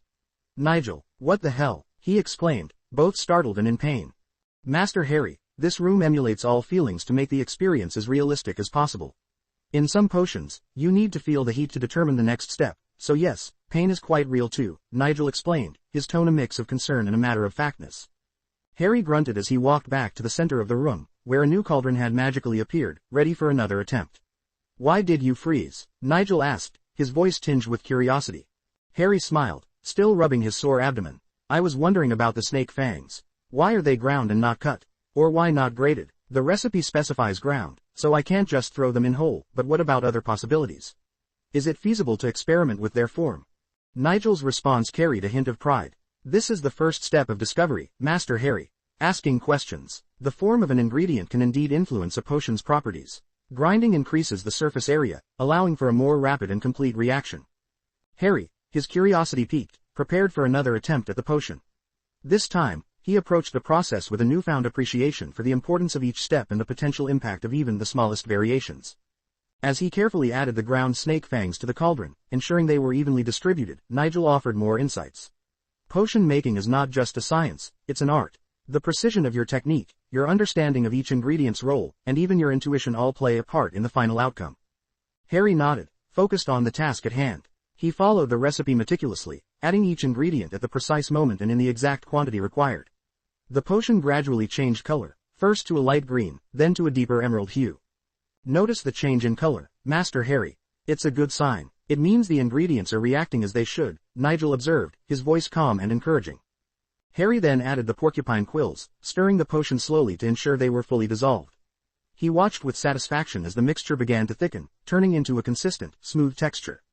The key is in the stirring, Master Harry. Not too fast, not too slow. Just like life, it's all about finding the right balance, Nigel quipped, his tone lightening the seriousness of the moment. As the potion neared completion, Harry's confidence grew. He had learned from his previous mistake and was now more aware of the subtle cues indicating the potion's progress. Almost there, Master Harry. Just a few more stirs and you should be done, Nigel guided, his voice a steady presence in Harry's mind. Harry took a deep breath, feeling a sense of accomplishment as he completed the final steps of the recipe. The potion in the cauldron now had a rich, velvety texture, and its aroma was a complex blend of the various ingredients he had used. There you have it, Master Harry. Your first successfully brewed potion in the virtual potion crafting room. Well done, Nigel praised, his tone genuine and warm. Harry, feeling content but driven to improve, requested Nigel to show his mastery level of the potion. A virtual circle appeared in his vision, filling up with a blue bar that climbed steadily before halting at 56%. Not bad for a first attempt, Nigel commented, his tone devoid of the usual sarcasm, but Harry shook his head in mild disagreement. This is the most basic potion, Nigel, using only 4 ingredients. There's nothing particularly praiseworthy about it, especially since I followed the instructions exactly, Harry reasoned, his voice reflecting a mix of determination and humility. To increase my mastery to 80%, I need to not only perfect this recipe but also enhance it, right? Indeed, Master Harry, Nigel replied, the corners of his virtual mouth hinting at a smirk. Perfection is a journey, not a destination. And in your case, the journey involves bubbling cauldrons and the ever-looming threat of an explosive disaster. Quite thrilling, if you ask me. Harry chuckled at Nigel's dramatic depiction. He then set about cleaning up the virtual potion lab, his mind already racing with ideas on how to improve the potion. As he worked, Nigel's voice continued to offer insights and occasional quips, keeping the atmosphere light yet focused. Master Harry, have you considered the impact of varying the boiling time for the snake fangs? Or perhaps experimenting with the order in which you add the ingredients? Nigel suggested, his tone indicating genuine curiosity. That's an interesting thought, Harry mused, pondering the possibilities. The boiling time could affect the potency of the fangs, and changing the order might alter the potion's properties in unexpected ways. Exactly, Master Harry, Nigel affirmed. Potion making is as much about experimentation as it is about following recipes. It's an art form where creativity can lead to remarkable discoveries. Harry nodded, feeling a surge of excitement at the prospect of exploring the uncharted territory of potion innovation. He exited the virtual potion crafting room, his mind buzzing with ideas. Once back in his room, Harry decided to spend some time studying the history of magic, particularly the origins of potion making. He opened his digital library, scrolling through the virtual pages of an old tome titled The Alchemical Arts, a historical perspective. As he read, Nigel's voice provided commentary, adding context and occasional humorous observations. Did you know, Master Harry, that some of the earliest potions were brewed in cauldrons so large they could fit a grown man? Makes your standard-sized cauldron look rather quaint, doesn't it? Harry laughed, picturing the absurdity of such gigantic cauldrons. I suppose potion making has come a long way since then. Indeed, it has, Nigel replied. From alchemists, secretive concoctions to the refined art it is today, potions have always been a blend of science, magic, and a dash of mystery. And let's not forget the occasional explosion for good measure. It's fascinating to see how potions have evolved over the centuries, Harry remarked, his eyes scanning the pages of the digital book. The principles remain the same, but the techniques and applications have become so much more sophisticated. Ah, the relentless march of progress, Nigel quipped. Today's potion masters stand on the shoulders of their predecessors, each generation adding their own discoveries and innovations to the cauldron of knowledge. Quite poetic, don't you think? Harry smiled, appreciating Nigel's way of making even the most mundane topics seem intriguing. It is poetic, Nigel, and it's amazing to be a part of this legacy, learning and hopefully contributing to it one day. As you will, Master Harry, Nigel said, his voice carrying a hint of pride. With your curiosity and determination, I have no doubt you'll leave your mark on the world of potion making. And who knows, perhaps one day, future students will be reading about your groundbreaking concoctions. The idea of being remembered for his contributions to the magical world filled Harry with a sense of purpose and excitement. He closed the digital book, feeling a sense of accomplishment after a day of productive study and experimentation. Thank you for your guidance today, Nigel, Harry said, a note of gratitude in his voice. I couldn't have done it without you. Nigel's response was a rare moment of sincerity, devoid of his usual sarcasm. It's been my pleasure, Master Harry. Assisting you on this journey is as rewarding for me as it is for you. And remember, our adventures have only just begun. Suddenly, Harry jumped from his bed, a sudden realization dawning upon him. Uh-oh, he exclaimed, a note of panic in his voice. What time is it, Nigel? The AI answered calmly, a little over 17, Master Harry. Harry dashed downstairs, his mind racing. I forgot to cook dinner, he muttered, worried about his aunt's reaction. But as he arrived in the kitchen, he was greeted by an unexpected scene. Petunia was humming to herself, a melody Harry faintly recognized from his early childhood. She was cooking, something that had become a rarity since Harry had taken over the kitchen duties as part of his chores. Peering between Petunia's arms, Harry saw she was preparing his favorite dish, roast beef. The aroma was tantalizing, stirring memories of simpler times. He approached the kitchen, his surprise evident on his face. Petunia turned and smiled at him. Done studying, I cooked your favorite, she said, her voice carrying a warmth Harry hadn't heard in years. Harry was taken aback. How did you know? He asked, his voice a mix of surprise and curiosity. Petunia giggled, a sound so rare and unexpected that it made Harry stop in his tracks. Of course I know, silly. I am your aunt, she said, her tone light and playful, a stark contrast to her usual stern demeanor. Harry was speechless. This was a side of Petunia he hadn't seen since ever. The harshness that had defined their relationship seemed to have softened, if only for a moment. Without saying another word, he walked up to her and hugged her. It was a spontaneous gesture, one that spoke volumes about the changes unfolding within their household. Petunia, taken aback by the hug, stiffened for a moment before relaxing into the embrace. It was a small but significant moment of connection, bridging years of misunderstanding and resentment. As they sat down to eat, the atmosphere was different from the usual tense and silent dinners. Petunia seemed more relaxed, occasionally glancing at Harry with a softness in her eyes that he hadn't seen before. Harry savored each bite of the roast beef, a dish that was not just delicious but also steeped in nostalgia. It had been ages since Petunia last cooked for him, and the effort she put into preparing his favorite meal did not go unnoticed. The meat was tender, infused with a blend of herbs and spices that created a symphony of flavors in his mouth. It was, without a doubt, a pleasant surprise. Amazing, Harry remarked, his tone genuine. He looked across the table at Petunia, whose face lit up at the compliment. There was a softness in her eyes, a glimmer of the aunt he vaguely remembered from his very early years. Petunia, visibly pleased with Harry's reaction, leaned forward slightly. "Well, I have a surprise for you, but first finish your meal," she said, a hint of mystery in her voice. Harry's curiosity piqued, but he obliged, enjoying the meal with a gusto he hadn't felt in a long time. This was more than just a well-cooked dish. It was a sign of changing times within the Dursley household, no Evans household, a possible thaw in the frosty relationship that had persisted for so long. As he took the last bite, his mind wandered to what the surprise could be. Petunia hadn't been one for surprises, at least not pleasant ones, in all the years he had lived with the Dursleys. Finally, with the meal concluded, Petunia stood up and disappeared into the kitchen. She returned moments later with a dessert plate in her hands. On the plate was a treacle tart, its golden syrup glazing shining under the dining room light, the crust perfectly baked to a delicate crisp. Harry's eyes widened in disbelief. Treacle tart was his absolute favorite, a rare treat that he had long associated with happier times. "This is for you," Petunia said, setting the plate down in front of Harry. Her voice carried a tenderness that Harry had never heard before, and it warmed his heart. He couldn't remember the last time she had made him a treacle tart. In fact, he couldn't recall her ever making it for him. Harry looked at the treacle tart, then at Petunia, a mix of emotions swirling inside him. "Thank you, Aunt Petunia," he said, his voice filled with a gratitude that was as much for the gesture as it was for the dessert. As he took a bite of the tart, the sweet, rich flavor of the treacle mixed with the buttery crust exploded in his mouth. It was a perfect balance of sweetness and texture, each bite bringing a wave of comfort and contentment. Harry closed his eyes, savoring the moment, the dessert bringing back memories of his mother, whom he never knew but always felt connected to through such simple joys. Petunia watched Harry with an expression that was difficult to read. It was as if she was seeing him for the first time, not as the burden she had long considered him to be, but as a person, her nephew, Lily's son. The room was quiet, save for the sound of Harry enjoying his dessert. Nigel, who had been a silent observer throughout the meal, finally spoke up. "It seems, Master Harry, that the winds of change are blowing through the Evans household.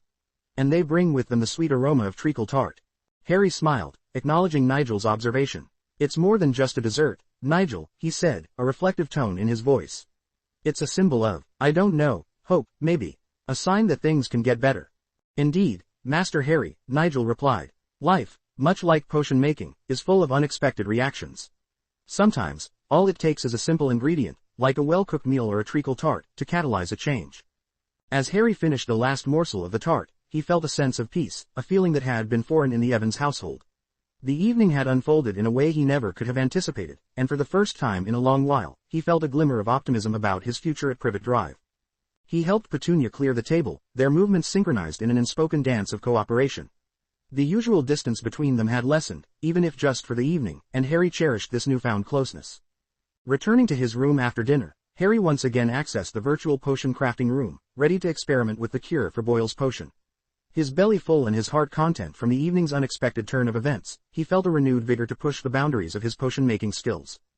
The virtual room materialized around him, its familiar setup welcoming him back.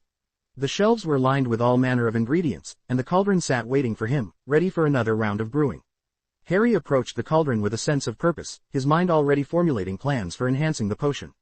"Now, Master Harry, let's see if we can't add a bit of pizzazz to this rather mundane concoction," Nigel said, his voice echoing in Harry's mind.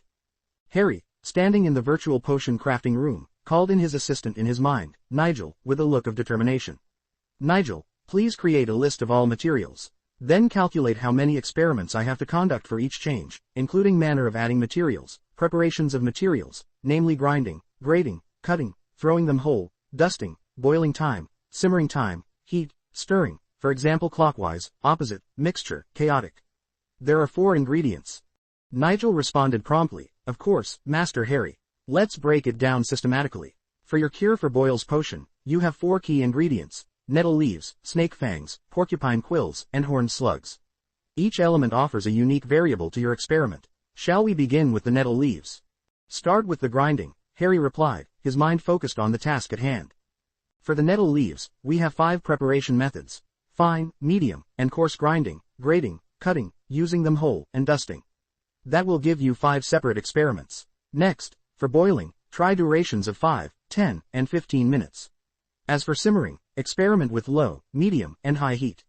Another 6 trials for you, Master Harry. Now, regarding the snake fangs. Harry nodded, jotting down notes. And stirring, a critical aspect indeed, Nigel continued. For stirring, let's consider 4 methods: clockwise, counterclockwise, a mix of both, and a rather chaotic approach. 4 trials for each ingredient, giving us 16 in total.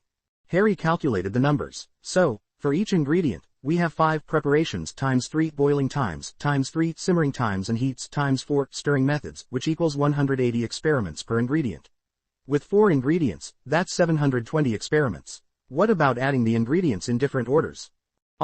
Sequencing, a subtle but impactful variable. With 4 ingredients, you have 24 possible permutations. This will significantly affect the potion's outcome, Nigel explained. Adding those together, Harry concluded, we have a grand total of 744 experiments to conduct.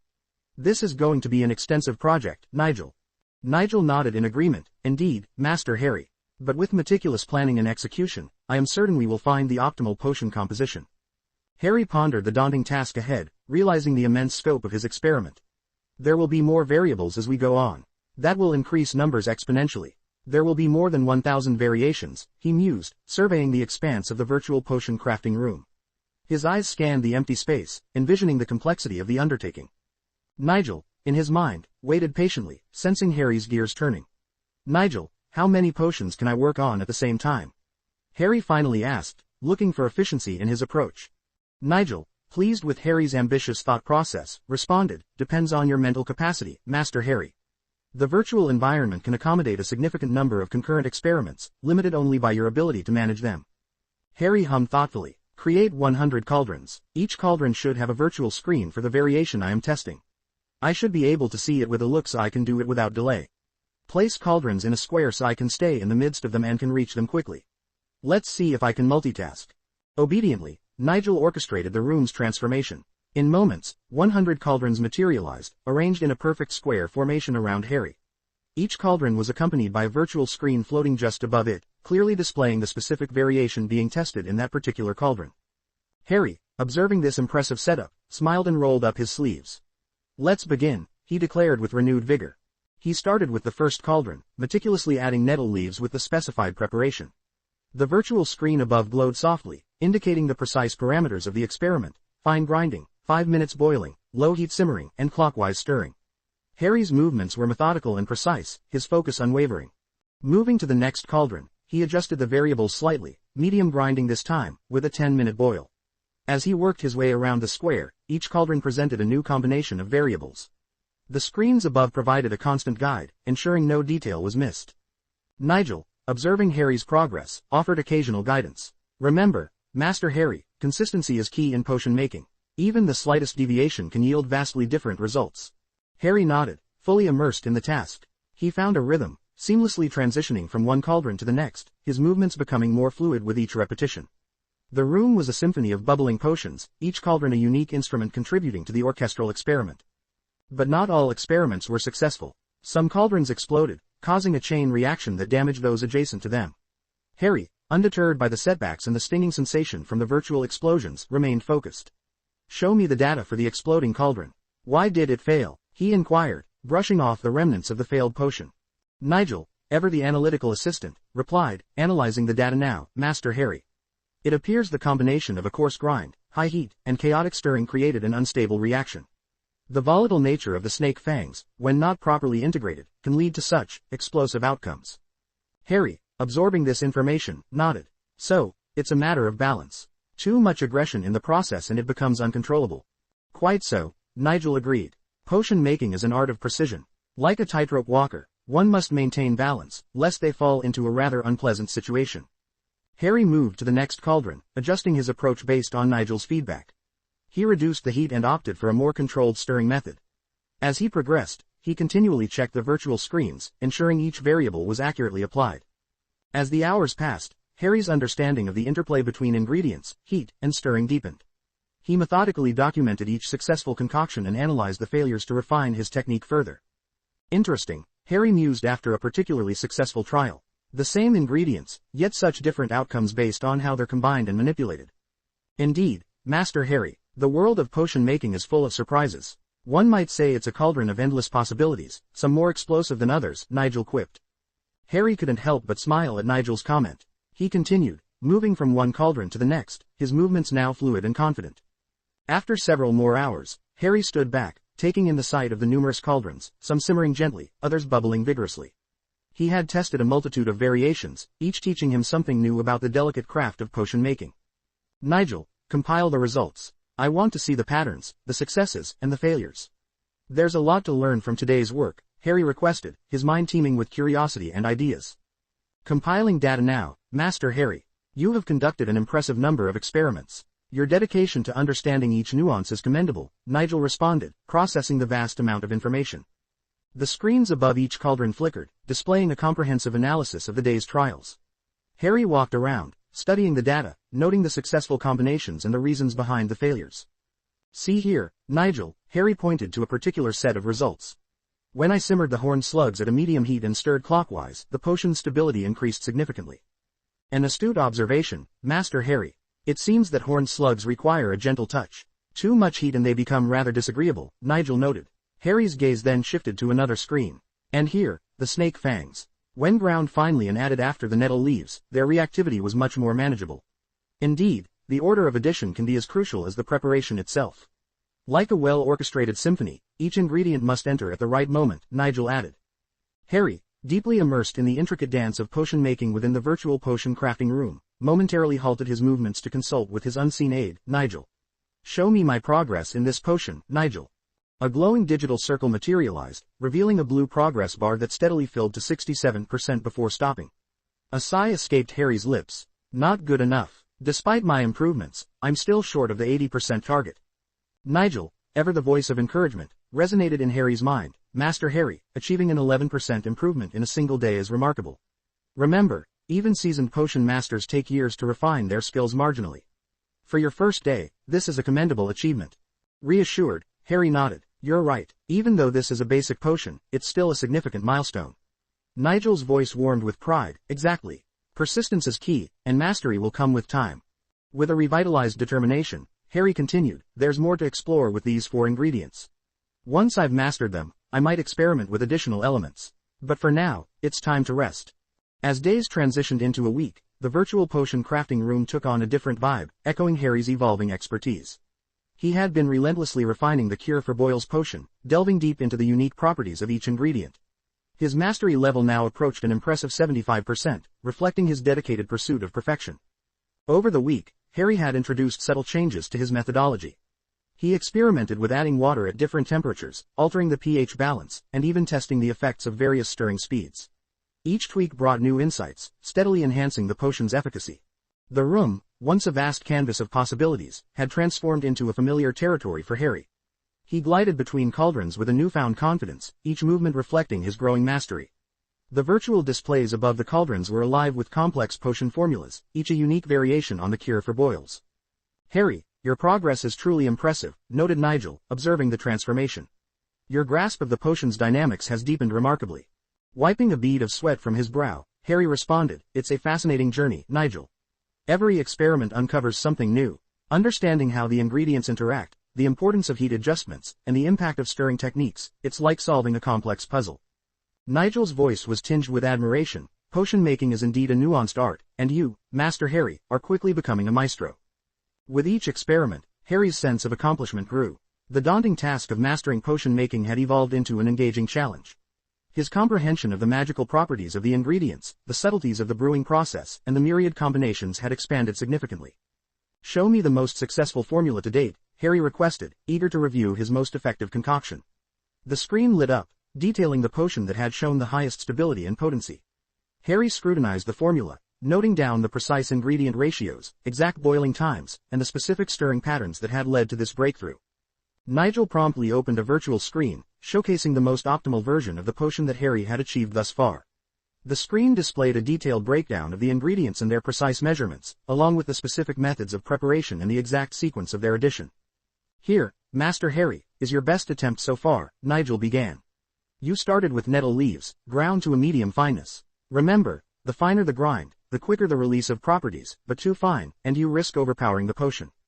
Harry nodded, recalling the process. After grinding, I boiled them for exactly 12 minutes. It seems to be the sweet spot for extracting their essence without diminishing their potency. Indeed, Nigel confirmed. Then came the snake fangs, finely ground, but added gradually, not all at once. A sprinkle here, a dash there, like a chef adding spices to a stew.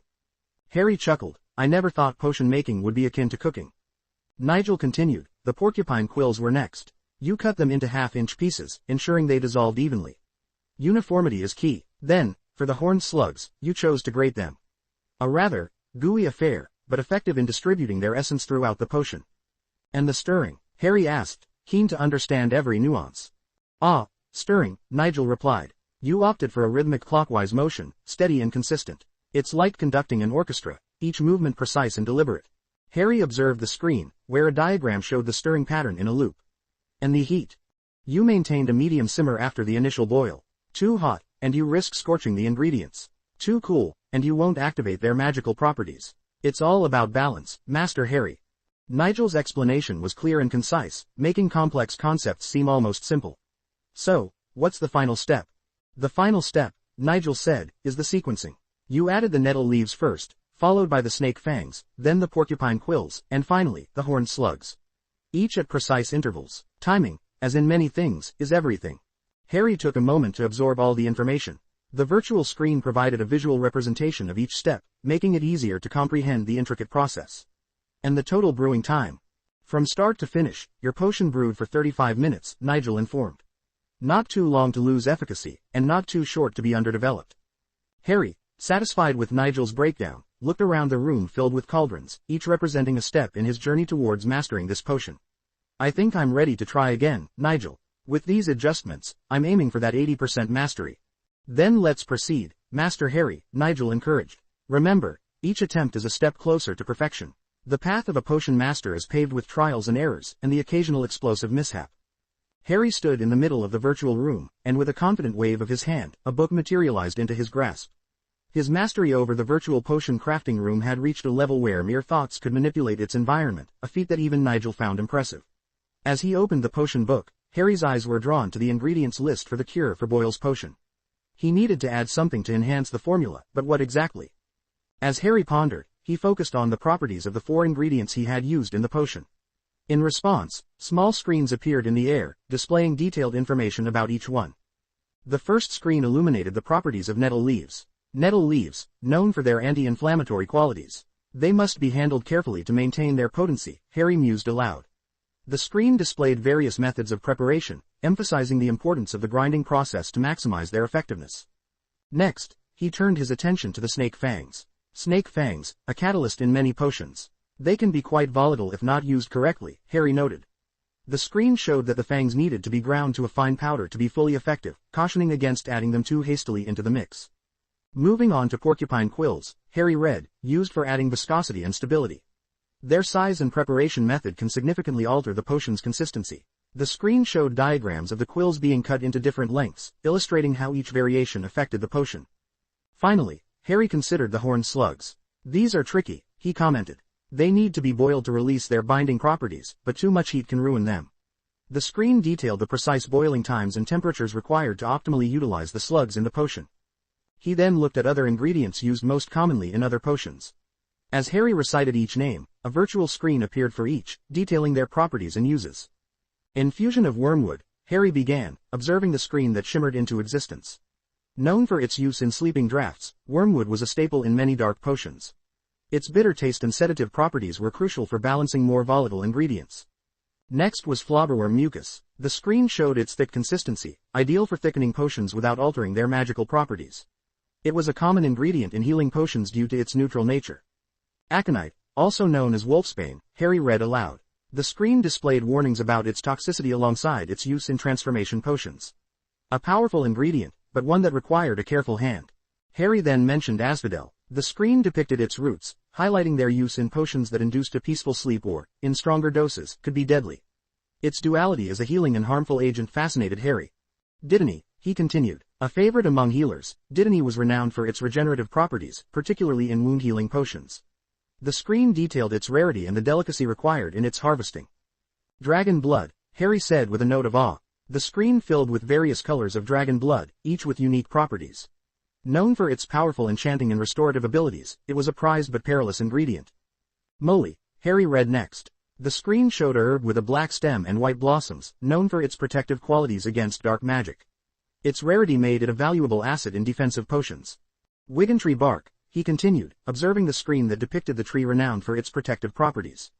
The bark was used in potions to strengthen magical shields and barriers. Moondew, Harry noted. The screen illustrated the delicate harvesting process of this luminescent plant, used in potions that required purity and clarity.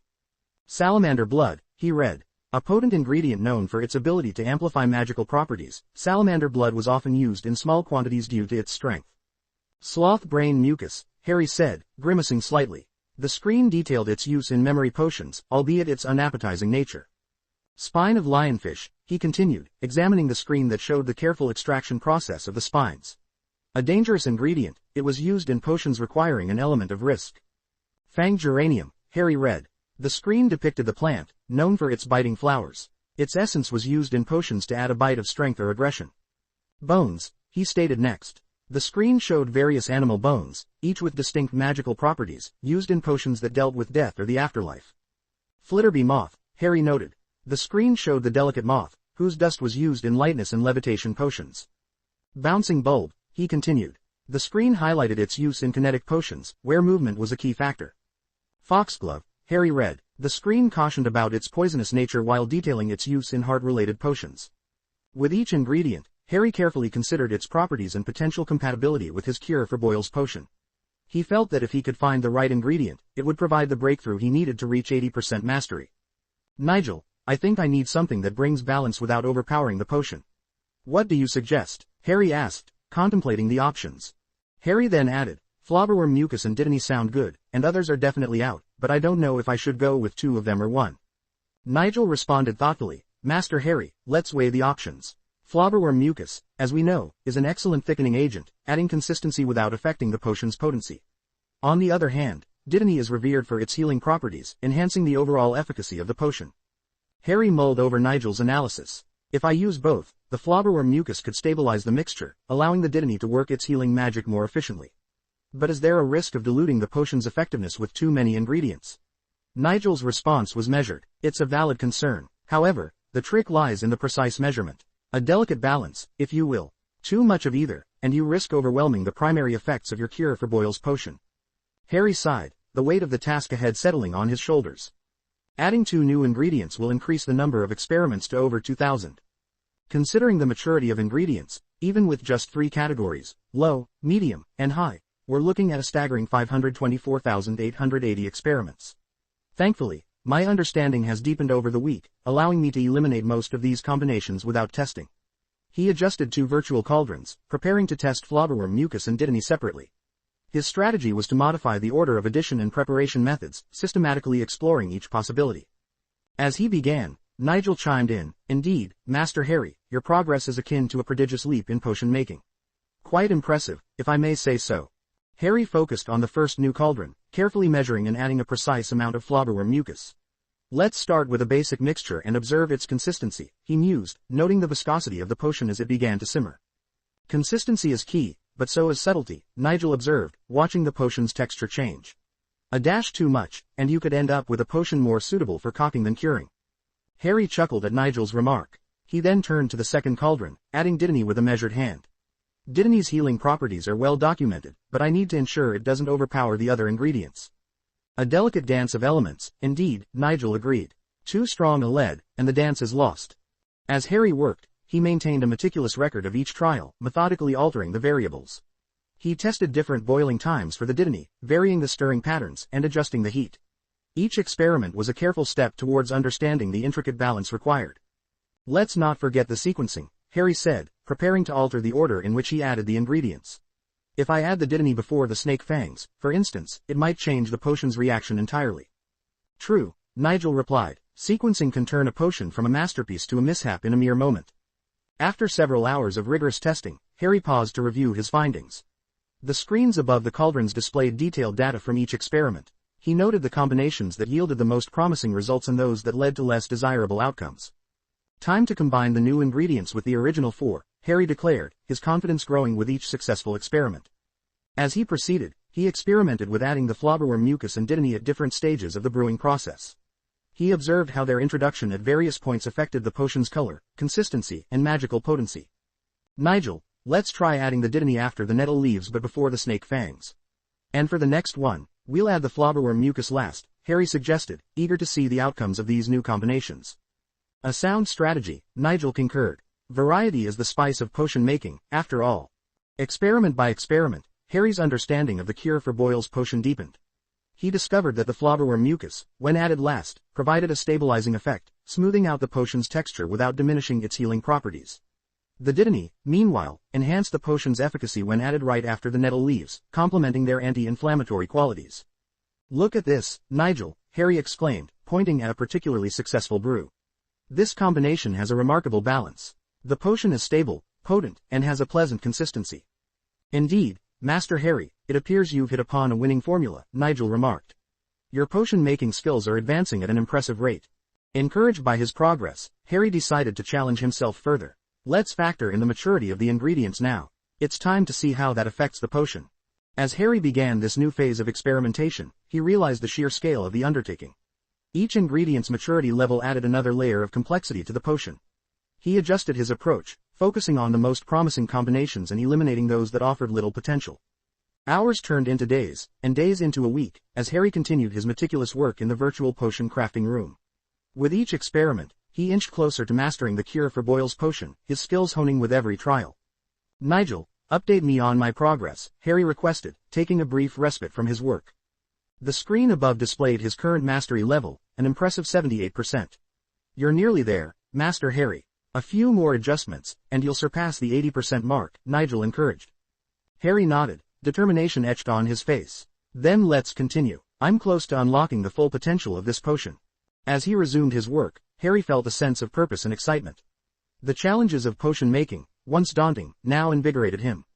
He was on the cusp of a breakthrough, one that would mark a significant milestone in his journey. Finally, 2 weeks after he first began his relentless experiments, Harry achieved a breakthrough.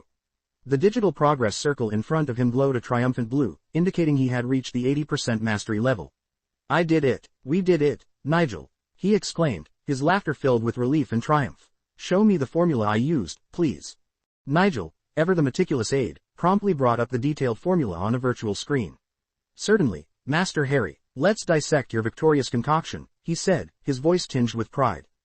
Firstly, you began with the nettle leaves, Nigel started.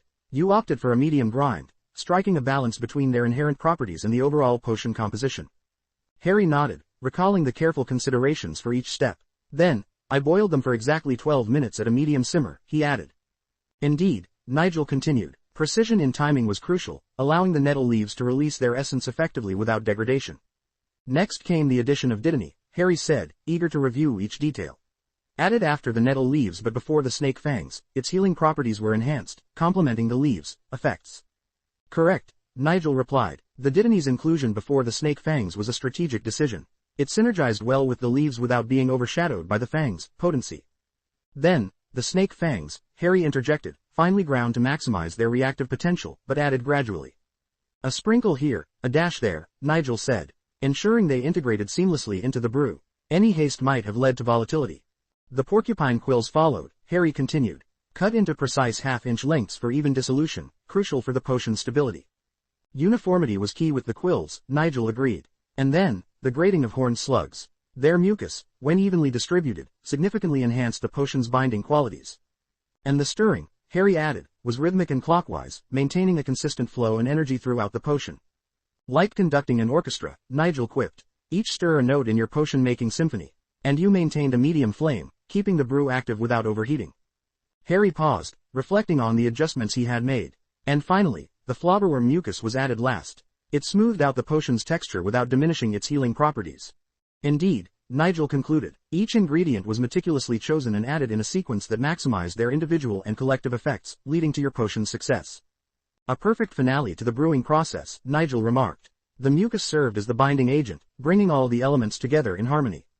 Harry studied the screen, where a diagram illustrated the entire brewing process in a detailed flowchart. What about the maturity of the ingredients? How did that factor in? A critical element, Nigel noted. The maturity of the nettle leaves and snake fangs, in particular, played a significant role. Younger leaves lent a fresher essence, while mature fangs offered a more potent reaction. Harry sighed, a sense of accomplishment washing over him. So many variables, and yet, we found the optimal balance. Indeed, Master Harry, the art of potion making is all about finding that balance, Nigel said. Too much of one element, and you risk overpowering the potion. Too little, and its efficacy wanes. Harry glanced around the room, filled with cauldrons representing his journey. This process has taught me so much, not just about potion making, but about patience, precision, and persistence. Nigel's voice carried a tone of wisdom. All valuable lessons, Master Harry. In potion making, as in life, the journey is as important as the destination. Looking at this final formula, I realize how every little detail matters, Harry said, studying the screen. The exact temperature, the precise measurements, the timing of each addition. It's a delicate dance, Nigel agreed. And you, Master Harry, have become quite the proficient dancer in the realm of potions. Harry chuckled, amused by Nigel's metaphor. I guess I have. Now that I've achieved 80% mastery, what's next? 100%. Nigel, manifesting a semblance of shaking his head within Harry's mind, responded, the reason why the system set an 80% limit is because anything above that threshold requires the integration of magical elements directly into the potion, or manipulating the ingredients with magic during preparation. This is an advanced form of potion making, one that delves into a more intricate interplay of the magical and the mundane. What you've achieved, Master Harry, is nothing short of remarkable. You should take pride in your accomplishment. Harry, absorbing Nigel's explanation, nodded thoughtfully. I see. Well, 2 weeks focused solely on potion making has indeed been quite intense. I think I'll shift my focus to another subject for a while. A change of pace might be good for me. Nigel's voice, ever present in Harry's mind, carried a hint of amusement. Indeed, Master Harry, while your dedication to potions is commendable, there's a whole world of magic out there waiting for your exploration. Diversifying your studies will not only give you a well-rounded foundation but perhaps also a much-needed respite from the scent of simmering cauldrons. Harry chuckled, feeling a wave of relief at the prospect of stepping away from the potion cauldrons. You're right, Nigel, I think I'll delve into magical theory next. There's so much to learn about the fundamentals of magic. An excellent choice, Nigel responded. Understanding the principles that underpin magic will enhance your capabilities in all other areas, including potion making. Shall we begin with the basics of spellcasting, or perhaps you're more inclined towards magical history? Harry pondered for a moment, then said, let's start with spellcasting. I want to understand how to channel my magic effectively. After all, what good is a wizard who can't cast spells properly? Nigel's voice took on a more instructional tone. Very well, spellcasting is an art that requires a delicate balance between focus, intent, and control. The first step is to understand the nature of your magical core, the source of your power. Harry listened intently as Nigel began to explain the concept of a magical core, a deep well of energy within every wizard and witch. Your magical core is like a reservoir of power, and learning to tap into it effectively is key to casting spells. It's about more than just waving a wand and saying the words, it's about connecting with that inner source of magic. As Nigel continued, Harry's mind filled with images of wizards and witches from history, each harnessing their magical core to perform feats of incredible magic. He felt a growing excitement at the prospect of unlocking his own potential. Nigel then guided Harry through the basics of spellcasting, the importance of concentration, the need for clear intent, and the subtleties of wand movements. Each spell has its own unique rhythm and flow, Nigel explained. Mastering the nuances of these will greatly enhance your effectiveness as a wizard. Harry rose to his feet, his mind still echoing with the insights Nigel had provided. With a simple thought, the environment around him shifted seamlessly. This was a trick he had mastered over the last 2 weeks, the ability to transform the virtual potion room to suit his needs. The room that had been filled with cauldrons and potion ingredients now morphed into a different space, one equipped for a new kind of magical practice. The new room resembled a study, with a large table at its center, laden with various items. Since Harry still didn't possess a wand, he had turned his focus to wandless magic, a discipline that demanded intense imagination and intent. The room, capable of emulating all of his senses, provided the perfect environment for this kind of practice. Harry settled into a chair, his eyes fixed on a small match lying on the table. This was his first lesson in transfiguration, the art of altering matter. The concept of transfiguration was both fascinating and daunting. The ability to change the very nature of an object was a testament to the profound power of magic. Nigel's voice emerged in Harry's mind. Remember, Master Harry, transfiguration is not about brute force. It's a delicate art that requires finesse and a deep understanding of the essence of the object. Harry nodded, focusing intently on the match. I need to envision the change in my mind first, right? Exactly, Nigel affirmed. Visualize the match transforming into a needle. Picture every detail, its shape, its texture, its color. The more vivid your mental image, the more effective your transfiguration will be. Harry closed his eyes, concentrating deeply. In his mind's eye, he saw the wooden match, its rough texture and its reddish head. Gradually, he began to imagine it elongating, its wood turning into metallic silver, reshaping into a sharp, pointed needle. He held on to this image, trying to make it as clear and detailed as possible. Now, Nigel instructed, channel your intent through your magical core. Feel the energy flow from within you, reaching out to the match. Harry took a deep breath, reaching inward to the core of his magic. He felt a warmth spreading through him, a sensation of power that was both exhilarating and intimidating. He directed this energy towards the match, his mind still tightly holding onto the image of the needle. Opening his eyes, Harry saw a needle lying where the match had been. It was crafted with immense detail, far beyond what he had initially visualized. At the head of the needle were 3 letters, HJP, his initials, intricately etched into the silver. Along the body of the needle, there were motifs and carvings, each depicting a boy fighting valiantly, reminiscent of the heroes in the stories he had read. This transformation was no fluke. Although Harry had dedicated most of his time to potion making, he never neglected his occlumency training. His mastery over his mindscape had improved dramatically, enhancing his control over his emotions and, consequently, the vividness and clarity of his visions. This sharpened mental acuity had now evidently spilled over into his magical practice. Harry, intrigued by the level of detail on the needle, flicked it with his fingernail, listening to the clear, metallic sound it produced. Despite the small pain on his fingernail from flicking it too hard, he couldn't help but marvel at the object's tangible reality. The sound confirmed its physical existence, dispelling any notion that it might have been a mere illusion. Nigel, observing the transformation from within Harry's mind, couldn't resist commenting, "Well, Master Harry, it seems your mental fortitude has translated into quite the impressive display of transfiguration. From matches to needles, complete with personal engravings, you've certainly got a flair for the dramatic." Chuckling, Harry called his quests occlumency and legilomancy. Basic understanding and defensive techniques. Mission: successfully shield thoughts from Nigel. Reward: 100 points. Quest: first-year charms mastery. Objective: master basic first-year charms including the levitation charm, softening charm, fire-making spell, wand lighting charm, unlocking charm, and others. Reward: 20 points per charm mastered. Strategy: study and practice each charm diligently, focusing on wand movements and incantations. Quest: defense against the dark arts fundamentals. Objective: gain a basic understanding of defense against the dark arts, focusing on treating werewolf bites, identifying and countering creatures like imps, ghosts, hags, vampires, and zombies, as well as mastering defensive spells like the knockback jinx. Reward: 30 points for a comprehensive understanding. Strategy: engage in thorough research and practical exercises to understand and counteract these dark forces.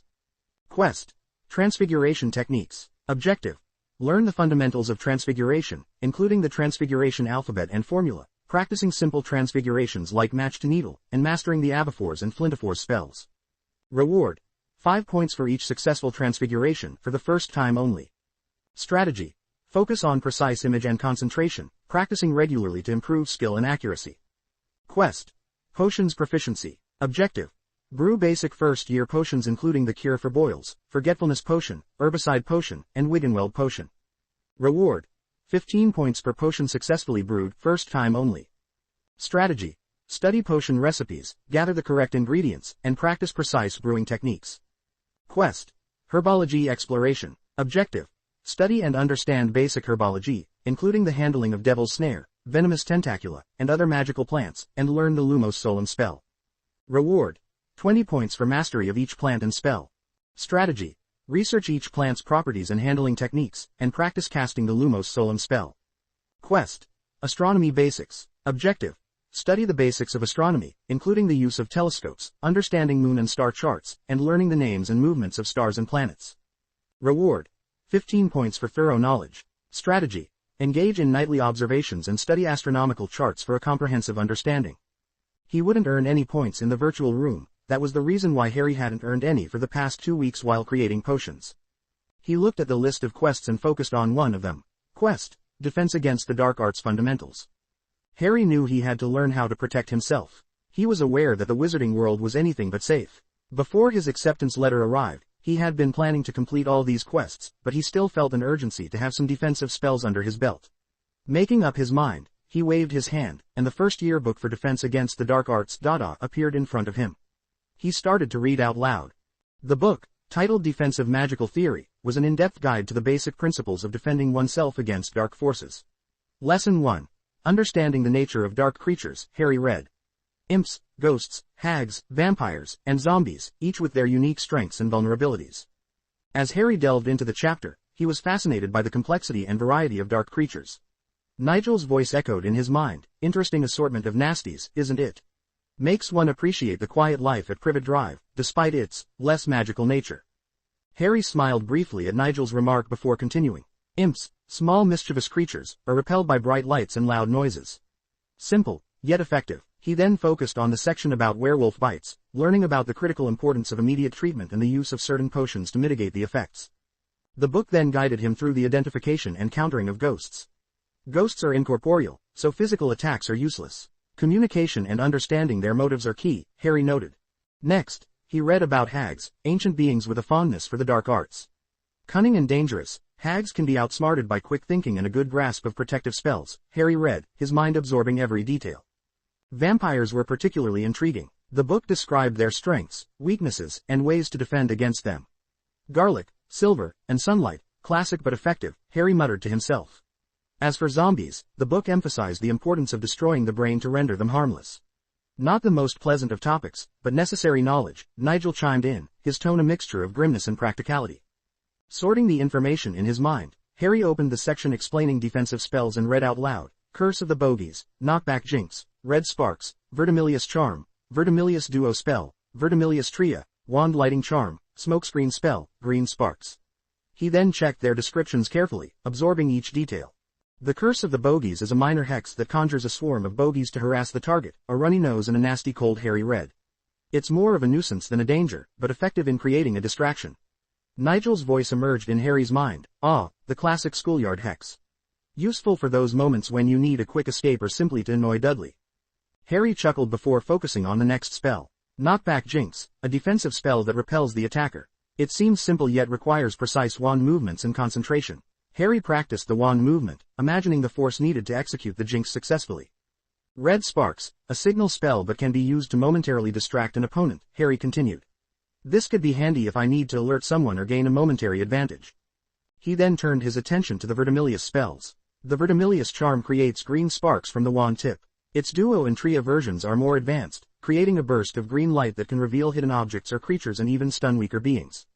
The Wand Lighting Charm, Lumos, is straightforward. It illuminates the tip of the wand, useful in dark places. A basic spell, but one should never underestimate the value of light in the dark, Harry mused. Nigel added, Indeed, Master Harry, sometimes the simplest spells can be the most effective. Smokescreen Spell, a defensive charm that creates a thick cloud of smoke to obscure vision, Harry read. Seems useful for a quick getaway or to create confusion. He then focused on Green Sparks. Similar to Red Sparks, but used as a counter signal or to confuse, Harry noted. Versatility in a simple spell. Nigel then warned, Master Harry, you should keep in mind that the most important aspect of spellcasting is imagination and intent. Wand, incantations, and wand movements are just mediums. Making it easier to cast spells, never the deciding factor. Harry nodded, remembering how Nigel had once tricked him with the Muffliato spell. By describing it falsely, Nigel allowed Harry to cast a different spell entirely. Muffliato normally filled the ears of anyone nearby with an unidentifiable buzzing, allowing conversations to occur without being overheard. But Nigel, when Harry first purchased it from the system, had described it as generates a soft, unnoticeable sound in the background, perfect for causing slight misunderstandings and miscommunications, just enough to create a ripple in the usually calm waters of the Dursley household. Unaware of the spell's true nature, Harry had used it as described, and it had worked effectively. He had used it to amplify Vernon's snoring in Petunia's ear and Petunia's insults in Vernon's ears, contributing to the breakdown of their marriage along with other tricks he employed. This experience had taught Harry that spells were not rigid pathways but rather wide rivers that could follow any course, so long as the caster's intent, magic, and imagination were strong enough. This revelation about the nature of spellcasting had fundamentally changed Harry's approach to magic. He now understood that while learning the traditional methods and mechanics was important, there was a much broader spectrum of possibilities available to him. This understanding opened up new avenues for creativity and innovation in his magical practices. As Harry absorbed this lesson, he realized the implications it had for his overall magical education. So, in essence, Nigel, you're saying that the spells I learn can be modified or even entirely transformed based on how I envision and execute them. Exactly, Master Harry, Nigel replied. Your imagination is a powerful tool. It can shape the magic you cast, leading to unique manifestations of spells. The boundaries of spellcasting are not as fixed as one might think. They are more fluid, adaptable to the wizard's will and creativity. Harry pondered this, his mind racing with the potential applications of this concept. He could see now how magic was more than just a set of rigid rules and formulas. It was an art form, a means of expression that was as individual as the wizard wielding it. I see, Harry mused, a plan forming in his mind. Then perhaps I could experiment with modifying some of these basic spells, see how far I can push their traditional boundaries. An excellent idea, Nigel agreed. However, do exercise caution. Experimentation is valuable, but it also carries risks, especially when dealing with powerful magical forces. Harry acknowledged Nigel's warning, knowing that while experimentation was crucial, it needed to be tempered with a healthy respect for the power he was dealing with. I'll be careful, he assured Nigel. I think I'll start with something relatively safe. Maybe modifying the wand lighting charm, Lumos. Instead of a simple light, perhaps I could make it change colors or even create patterns. Ambitious, yet a good starting point, Nigel said. Remember, the key is to focus your intent clearly. Envision the change you want to make, and channel your magic towards that goal. Harry chuckled lightly, the idea of experimenting with spells in the safety of the virtual room somewhat easing his concerns. Well, Nigel, at least in here, the worst I'll face is a bit of pain, right? Nigel's response came quickly, tinged with his characteristic dryness. A bit is an understatement, Master Harry. Do recall your numerous encounters with exploding cauldrons. Quite the fiery dance you've had with them. Harry grimaced slightly, memories of his previous potion experiments flooding back. The sensations of heat, shrapnel piercing through him, and scalding liquids burning his skin were still vivid in his mind. Ah, he uttered, the phantom pains almost tangible. But yes, better to be cautious regardless. As Harry contemplated his next steps, Nigel offered more insights into the nature of spellcasting. Intent, Master Harry, is a crucial part of creating variations in spells. In later years, you'll learn about the Patronus charm, a spell that creates a defensive familiar. This charm can only be formed when focusing on happy memories, and the shape of the familiar is different for each wizard or witch, reflecting their innermost essence. Harry's interest peaked at the mention of the Patronus charm. So, the form it takes is unique to each person. That's fascinating. Indeed, Nigel replied, the Patronus is a direct manifestation of one's innermost feelings and character, a magical projection of the soul, if you will. It demonstrates that the intent behind a spell can shape its outcome dramatically. Yet, surprisingly, many in the wizarding community overlook this aspect, viewing spells in a more conventional and rigid manner. Harry nodded thoughtfully, absorbing Nigel's words. Then, the spells I learn and practice now, I could potentially mold them to my will, to my own unique style. Precisely, Nigel affirmed. Magic is not just a tool, but an extension of the self.